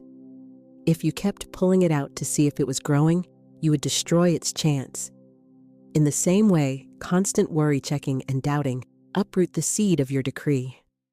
Faith says, "It is growing, even if I cannot yet see it." Florence Scovel Shinn declared faith knows it has already received and acts accordingly. Faith is not wishful thinking. It is calm assurance. It is the clear glass of water untouched by the ink of doubt. When you hold faith, you live as though your prosperity is already here. You walk with the ease of one who knows. Let me share a story. A man had been struggling financially, constantly worrying about how he would pay his bills. He learned about decree and began the water practice. Each morning he spoke, "I decree my needs are met in perfect ways." But afterward, he would still fret, checking his accounts hourly, calling people in desperation. His waters were clouded by worry. One day, exhausted, he decided to surrender. He spoke his decree, sealed it with gratitude, and then released it. He said, If it is mine, it will come. I trust. Days later, a relative he had not heard from in years sent financial support enough to cover his needs and more. He realized it was not his frantic clinging, but his quiet trust that opened the way. This is the paradox. The more you grasp, the less you receive. The more you trust, the more flows easily. Life cannot deliver to clenched fists. It delivers to open hands. How then do we release attachment? Let us walk through 3 practices. The breath of release. After sealing with gratitude, take a deep breath. As you exhale, imagine letting go of the outcome. Whisper, "It is done." Feel the tension leave your body. The act as if.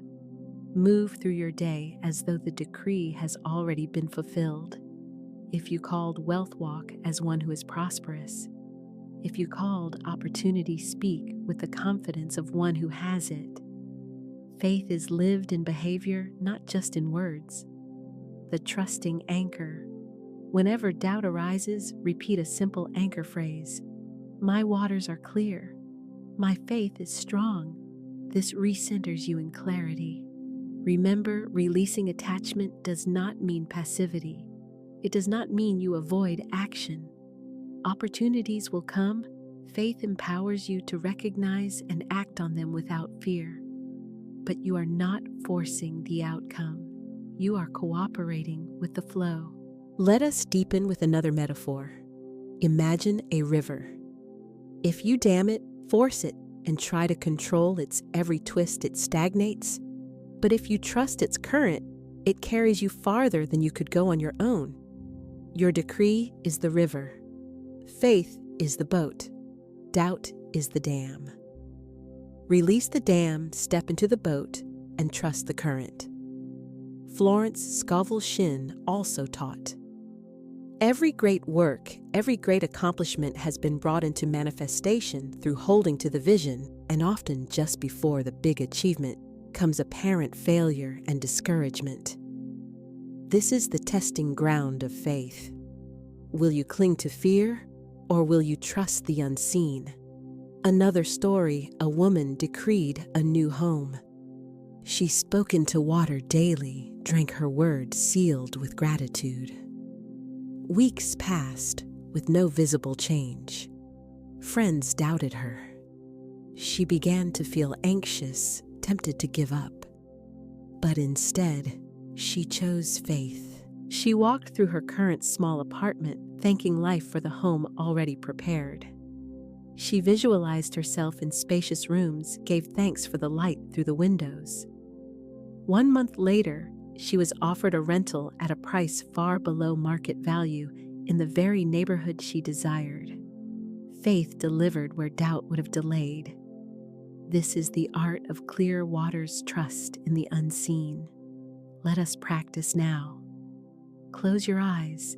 Imagine again the glass of water filled with light and decree. See it shining perfectly clear. Now imagine drops of ink, doubt, worry, fear falling in. The clarity fades. Now imagine lifting your hand and saying, I release doubt. I trust. The ink dissolves. The water clears. The light returns. Say aloud, faith keeps my waters clear. Again, faith keeps my waters clear. Once more, faith keeps my waters clear. Let this become your shield against doubt. When you walk in faith, you carry serenity. You no longer grasp or chase. You no longer beg or plead. You know, and in knowing you allow. Prosperity flows more easily to the calm heart than to the frantic mind. So let us establish this closing practice decree. Speak with authority. Drink. Embody the word. Seal. Give thanks with joy. Release. Let go and trust. This fourfold practice keeps the waters clear and flowing. I want you to write this affirmation. I release attachment. I trust divine supply. Faith keeps my waters clear. Post it where you can see it. Speak it daily. Let it guard your decree. For in the end, manifestation is not only about words or rituals, it is about state of being. And faith is the highest state. Faith is clarity. Faith is calm. Faith is certainty. With faith, you no longer question when or how. You know it is done. So let us seal this teaching with a final declaration. Faith keeps my waters clear for abundance to flow. Speak it now, once more, and once again.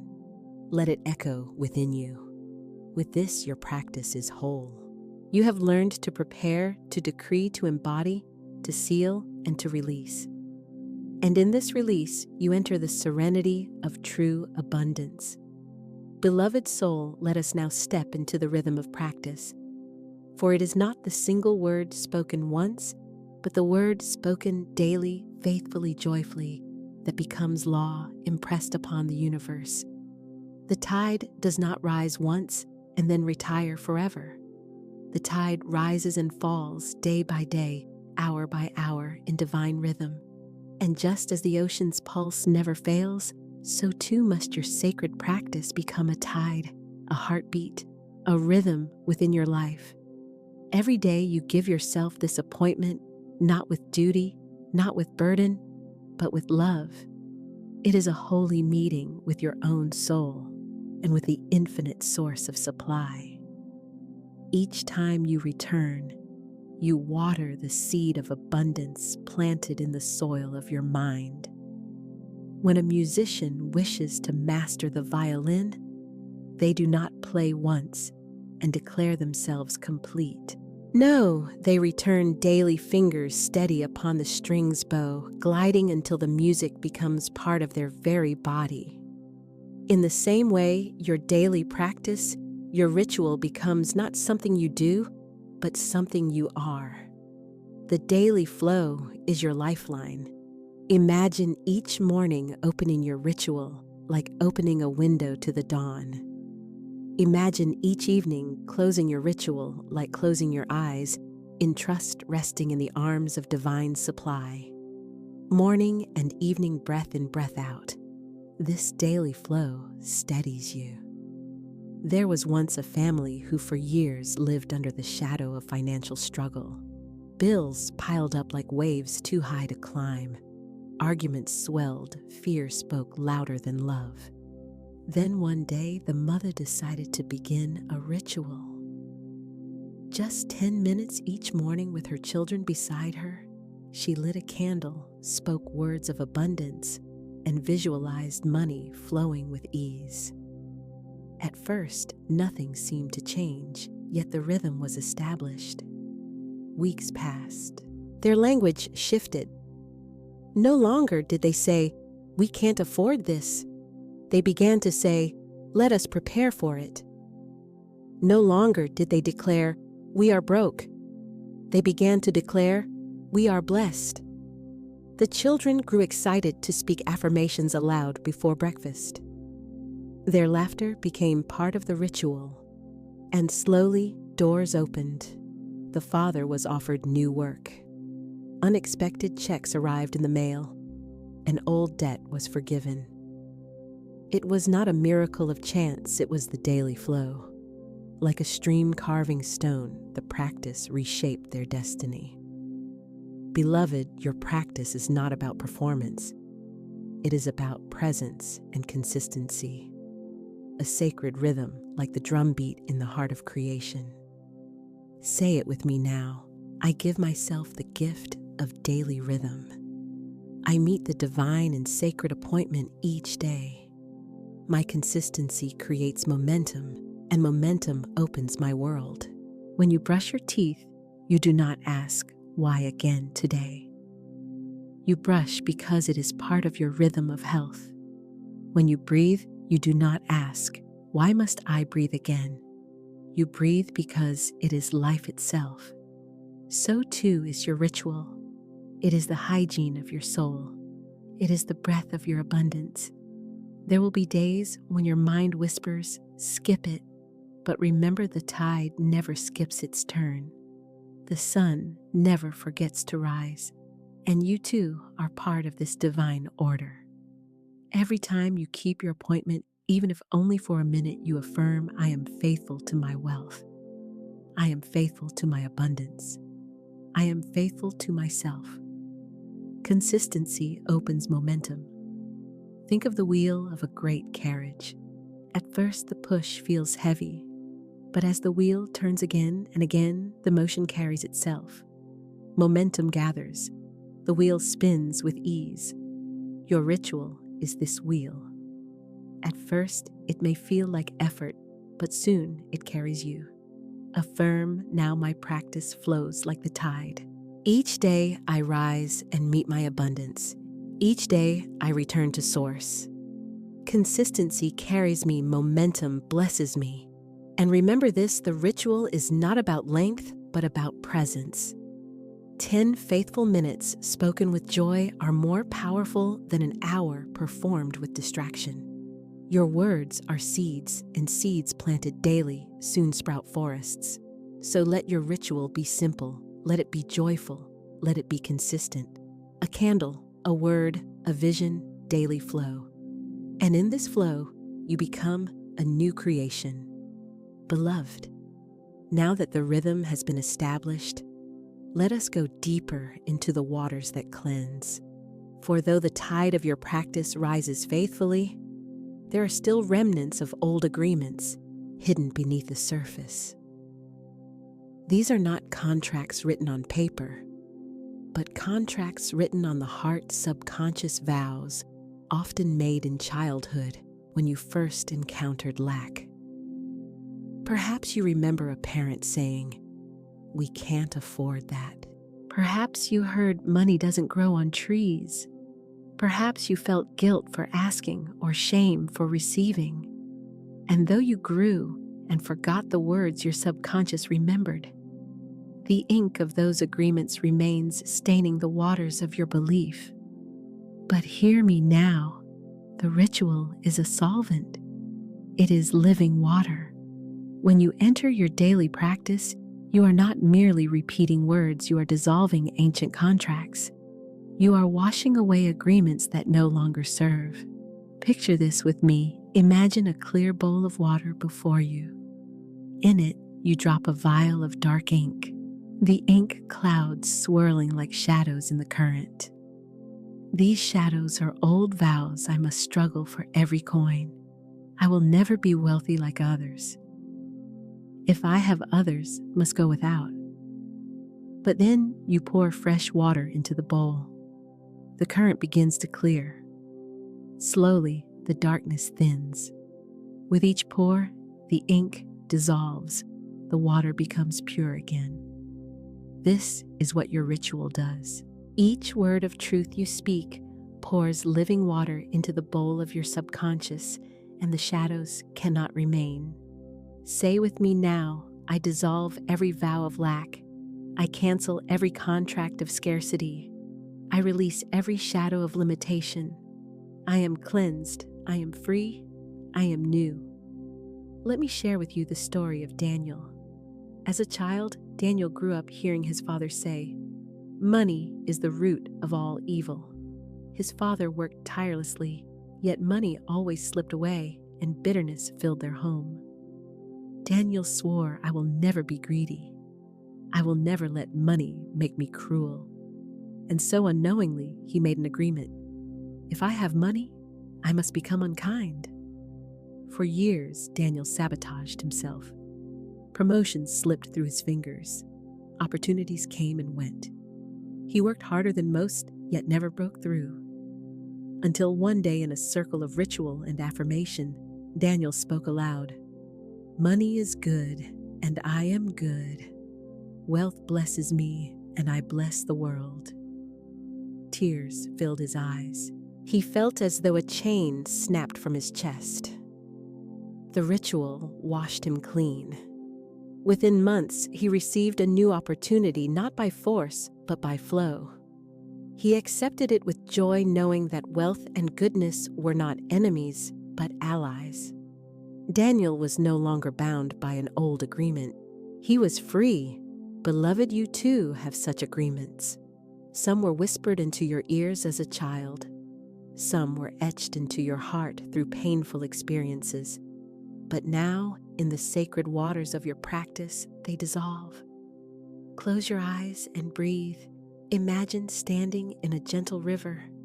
The current flows around your ankles, cool and cleansing.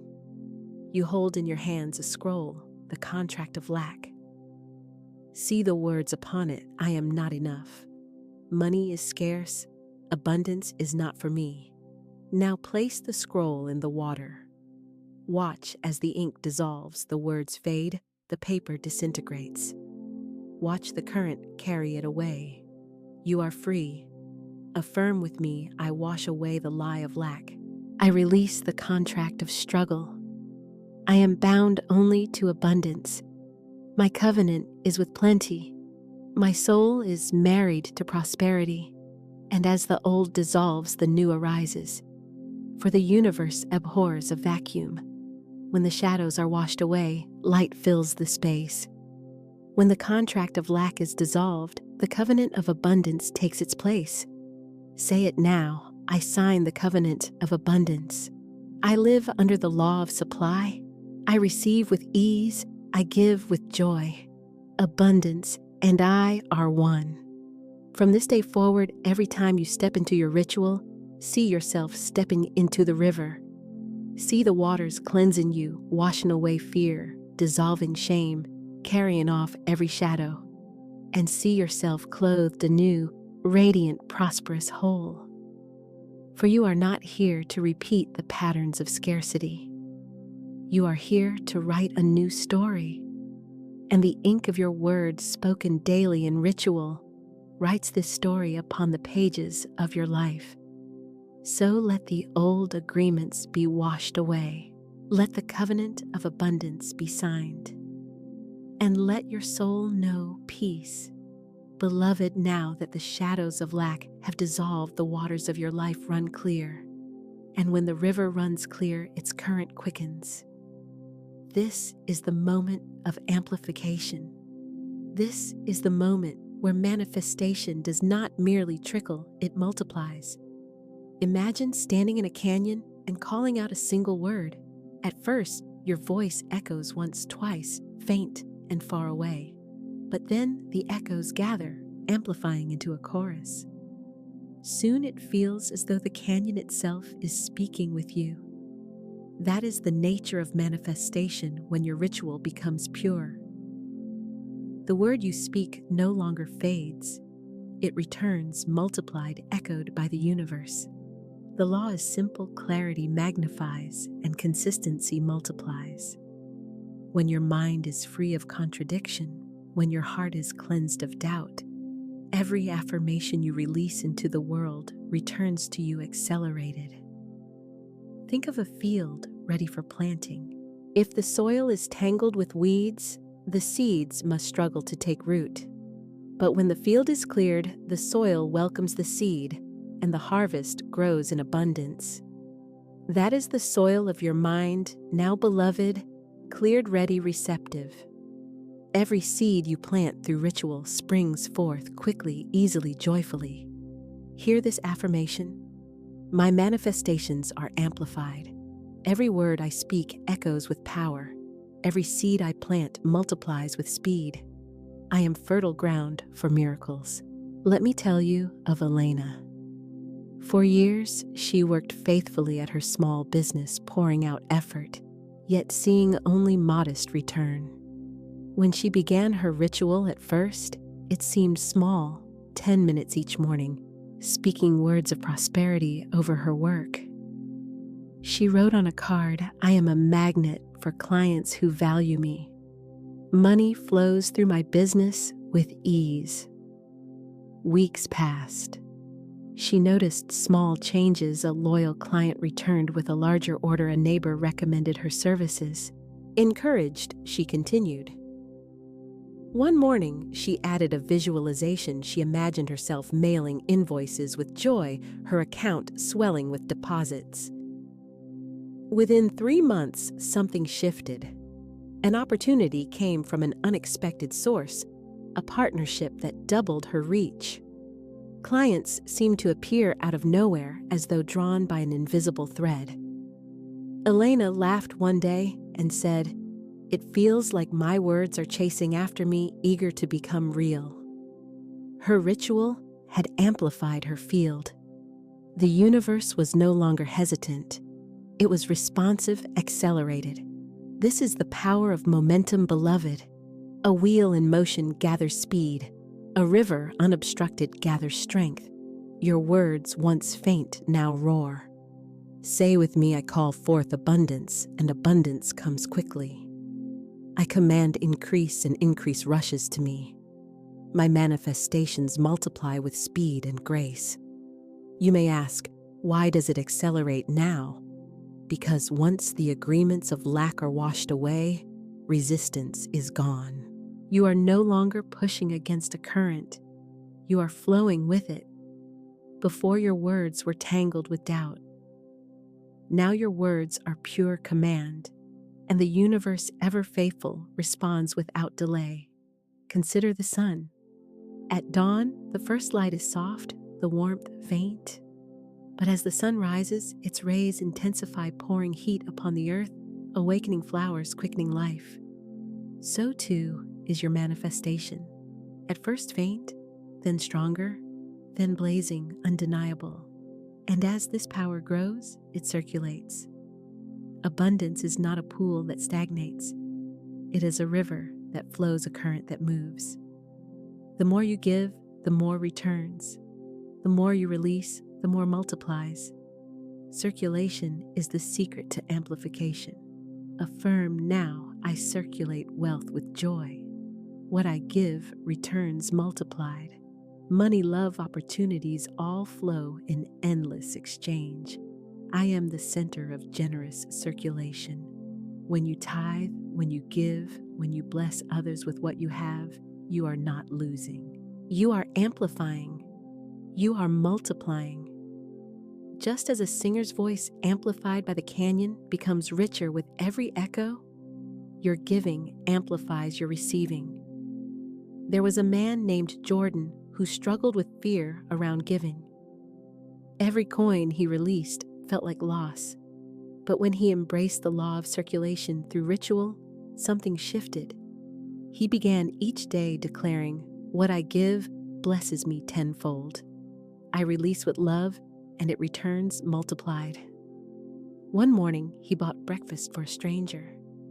That very afternoon, an old client returned with a project worth 10 times the cost of the meal. Another week, he donated to a cause close to his heart. Within days, he received a check he had long forgotten was owed to him. He laughed and said, "It's as if the universe refuses to let me outgive it." That is circulation. That is amplification. Beloved, you are entering this flow now. Your ritual has primed you. Your words are law. Your generosity is seed. And the harvest is abundant, accelerated, overflowing.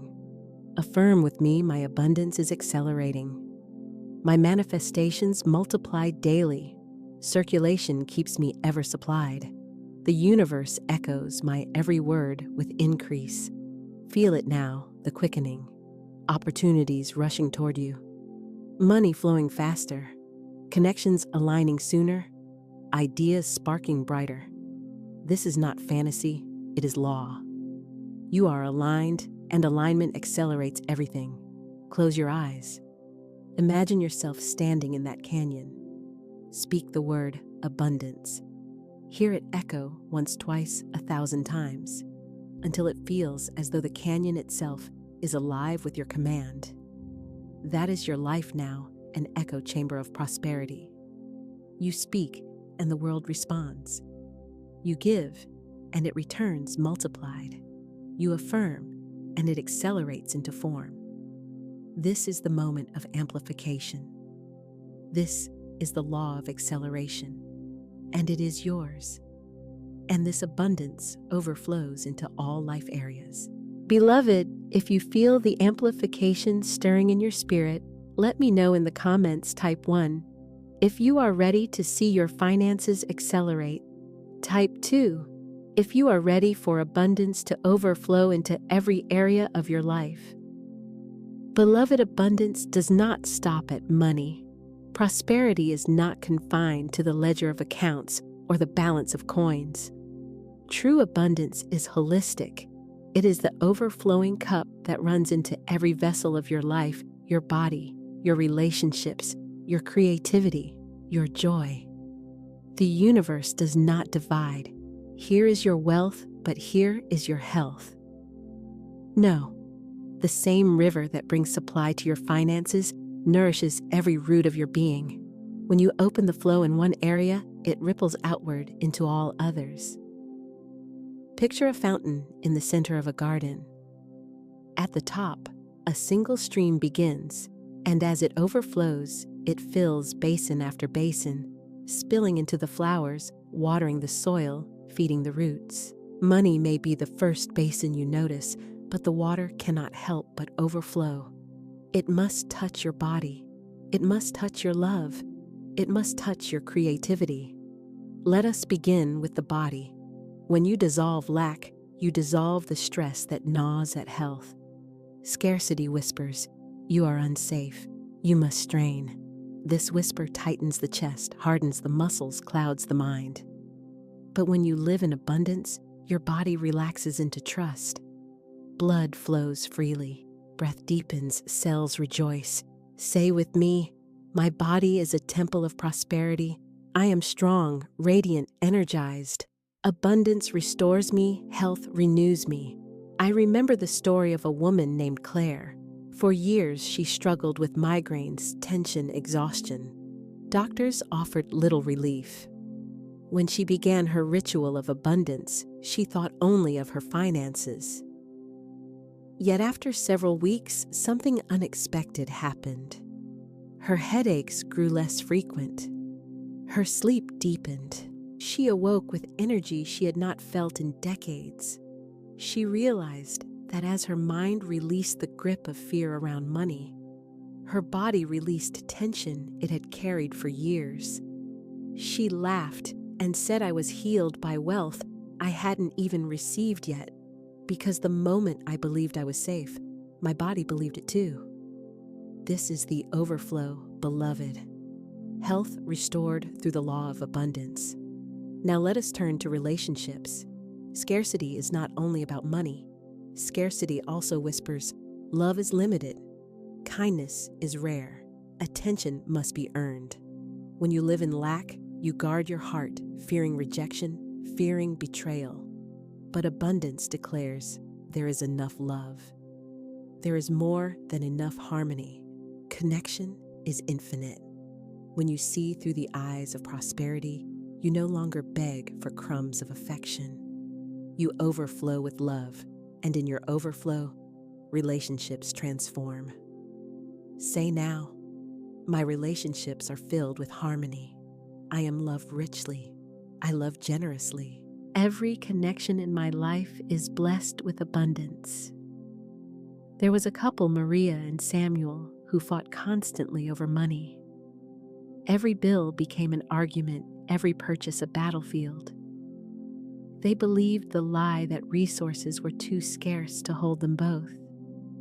When they began their ritual, they discovered something unexpected. Their love deepened. Not because more money arrived instantly, but because the fear dissolved. They began to see each other not as competitors for survival, but as partners in prosperity. Maria told me, "For the first time, we laugh about money. We dream together instead of worrying together." Their marriage was saved not by coins, but by abundance consciousness overflowing into love. And then creativity. Scarcity whispers here too. Your ideas are not enough.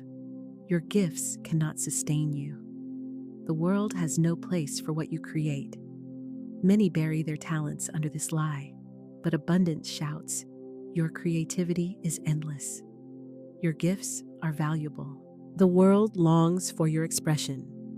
When you live in overflow, your creativity bursts forth like springtime. Ideas pour in. Inspiration flows. You no longer fear failure, for you know that every attempt circulates energy. Every creation multiplies. Affirm with me, my creativity is abundant. Ideas flow to me freely. My gifts bless the world, and the world blesses me in return. I recall the story of Anthony, a painter who had all but given up. He worked in an office, his brushes gathering dust. One day, he began a ritual of abundance. At first, he only visualized financial relief. But then, in the quiet of practice, he felt a whisper, "Paint again." He resisted, saying, "There is no money in art." But the whisper grew louder. He picked up his brush. At first, simply for himself. Then a friend saw his work and requested a piece. Then another. Within a year, Anthony was selling paintings regularly, his joy overflowing. He told me abundance gave me permission to create again. And when I created, abundance gave me back tenfold. This is the overflow of prosperity, not only bills paid, but gifts awakened. Beloved, understand this. When you align with abundance, you align with life itself. Life does not hoard, it multiplies. Life does not ration, it overflows. The tree does not produce one apple and stop. It produces basket after basket. The flower does not open one petal and close. It blooms in fullness, fragrance filling the air. You are this tree. You are this flower. You are designed for overflow. Say aloud, my abundance overflows into health. My abundance overflows into love. My abundance overflows into creativity. I am prosperity in every area of life. Close your eyes now and see it. See yourself at the fountain. The top basin fills with money, enough, more than enough, an endless flow. Watch as the water spills into the next basin, your body. See yourself glowing with health, vibrant, radiant, strong. The water spills again into the basin of love, relationships blossoming, laughter, abundant forgiveness flowing. And again, the water spills into creativity, your gifts alive, your ideas thriving, your joy expressed. This is the holistic wealth you are designed for.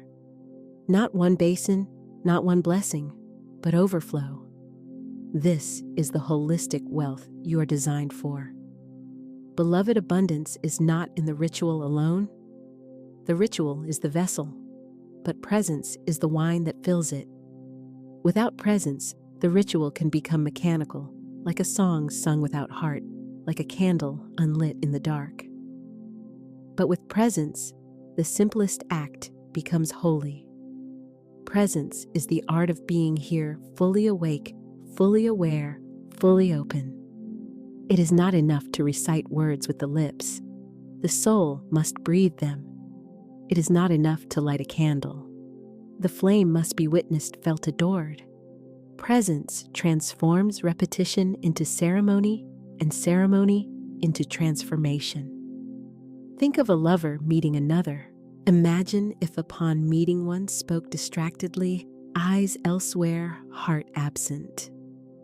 The words "I love you" would fall hollow. But when spoken with eyes shining with breath, steady with full attention, the same words become power. So it is with your ritual. Presence turns the ordinary into the extraordinary.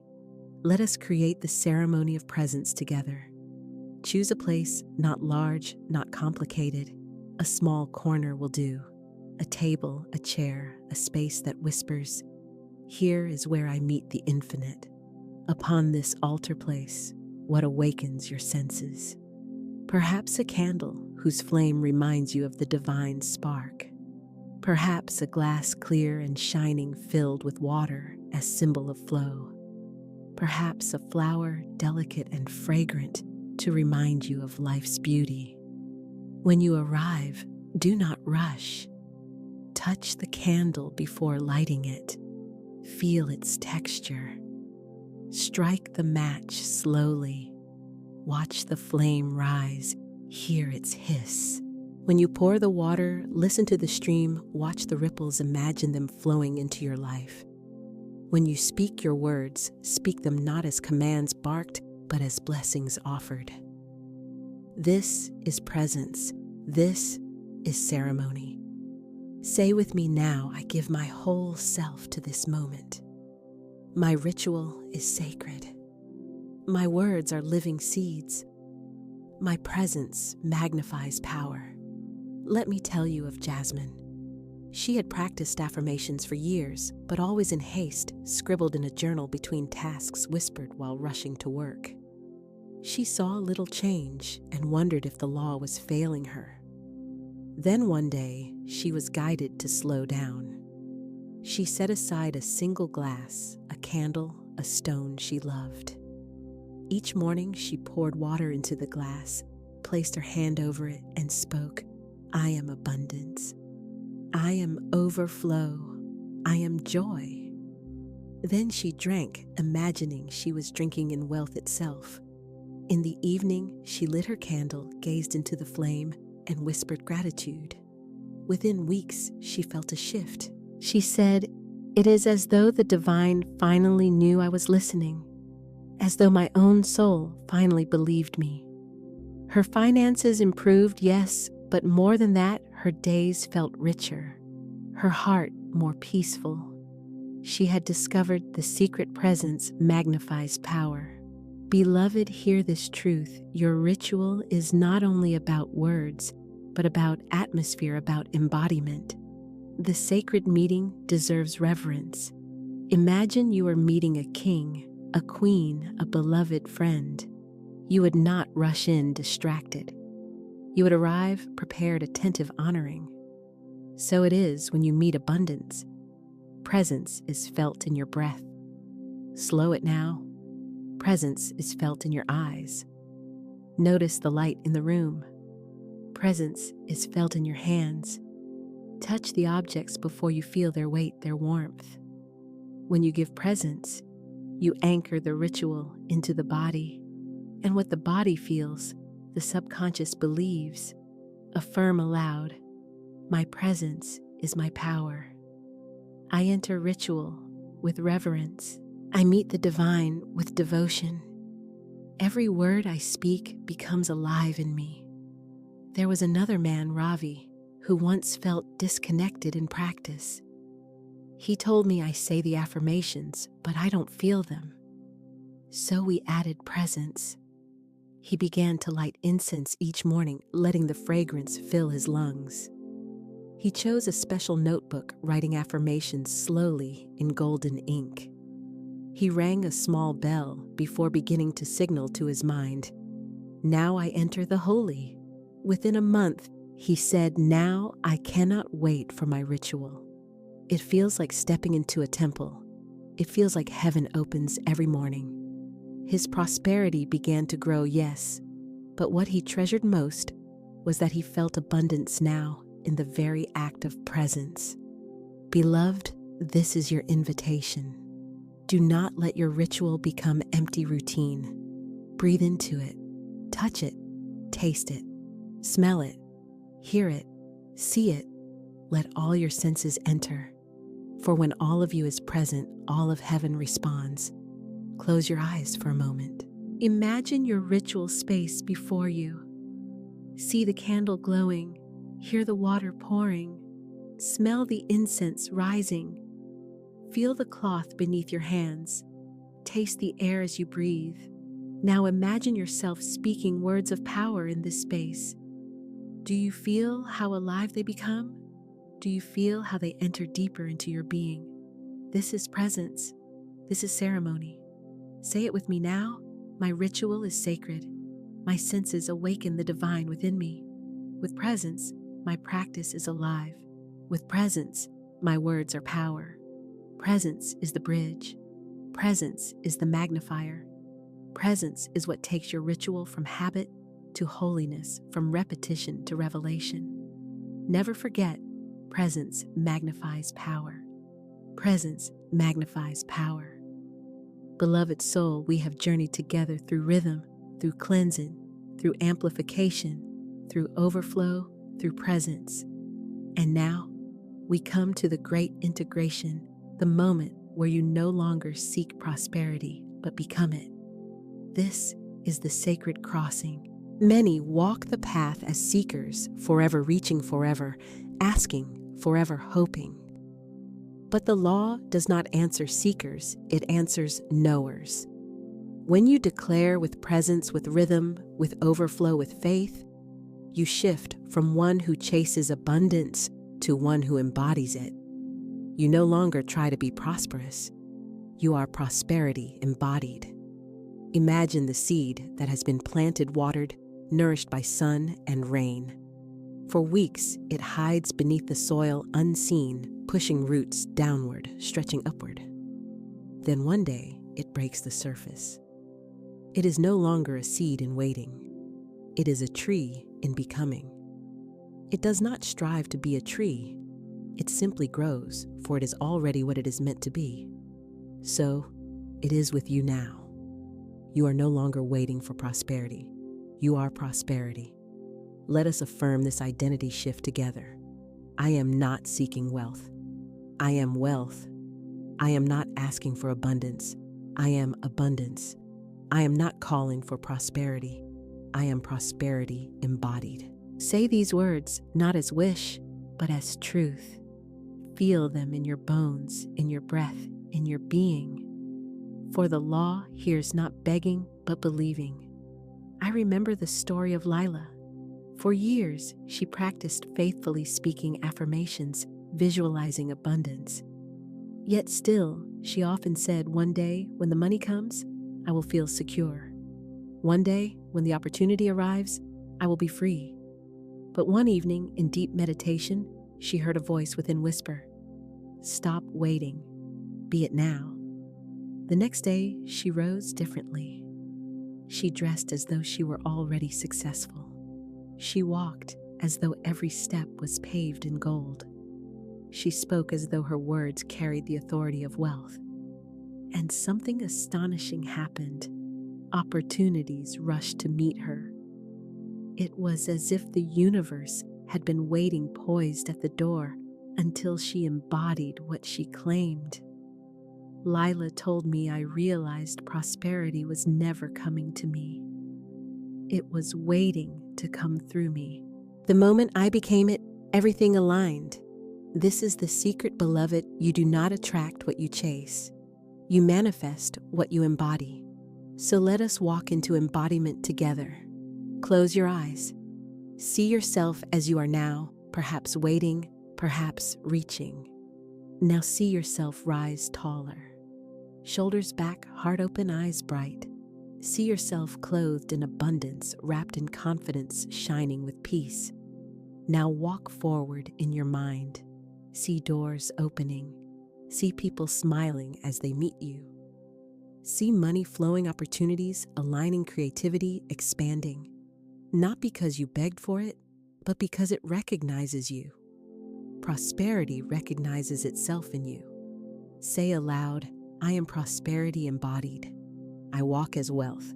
I breathe as abundance. I live as divine supply. This embodiment is not arrogance. It is alignment. A tree does not apologize for bearing fruit. A river does not hide its flow. The sun does not dim its light. You too were meant to shine, to flow, to overflow. Embodiment is humility before divine law, saying yes to what you already are. And the more you embody, the more others are blessed. For embodiment radiates. When you live as prosperity, your health inspires your love, heals your creativity, awakens others. You become a walking demonstration, a living prayer, a moving affirmation. Others look upon you and remember their own abundance. Let us affirm the layers of embodiment, now weaving them into your very being. I embody prosperity in my mind. My thoughts are abundant, creative, free. I embody prosperity in my words. My speech blesses, uplifts, multiplies. I embody prosperity in my body. My health is radiant, strong, whole. I embody prosperity in my relationships. I give and receive love in overflow. I embody prosperity in my work. Everything I touch prospers. I embody prosperity in my soul. I am divine supply made visible. Feel each word as though carved into your spirit. This is no longer affirmation as hope. This is affirmation as identity. There was once a man named Elias. He was always studying, always preparing, always waiting for the perfect moment to act. One day, his mentor asked Elias, "When will you stop preparing and start being?" The question pierced him.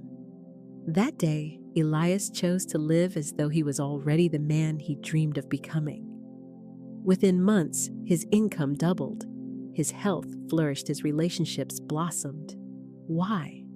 Because he stopped rehearsing prosperity and began embodying it. Beloved, the same is true for you. You have rehearsed, you have practiced, you have cleansed, amplified, overflowed, and entered presence. Now is the moment to embody. Say with me once more, with finality, with certainty, I am prosperity embodied. I am the living law of abundance. I am wealth. I am health. I am love. I am creativity. Everywhere I walk, prosperity walks. Everywhere I stand, prosperity stands. Everywhere I live, prosperity lives. Close your eyes and breathe. Place your hand upon your heart. Feel its rhythm steady, abundant, faithful. This is the heartbeat of prosperity within you. It has never left. It has always been yours. And now, you embody it fully. Walk in this truth. Live in this rhythm. Give from this overflow. Love from this abundance.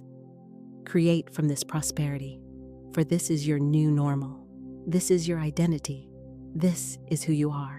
And now, beloved soul, the final blessing. May you walk in abundance as easily as you breathe. May your words be seeds of gold, your steps be paths of plenty.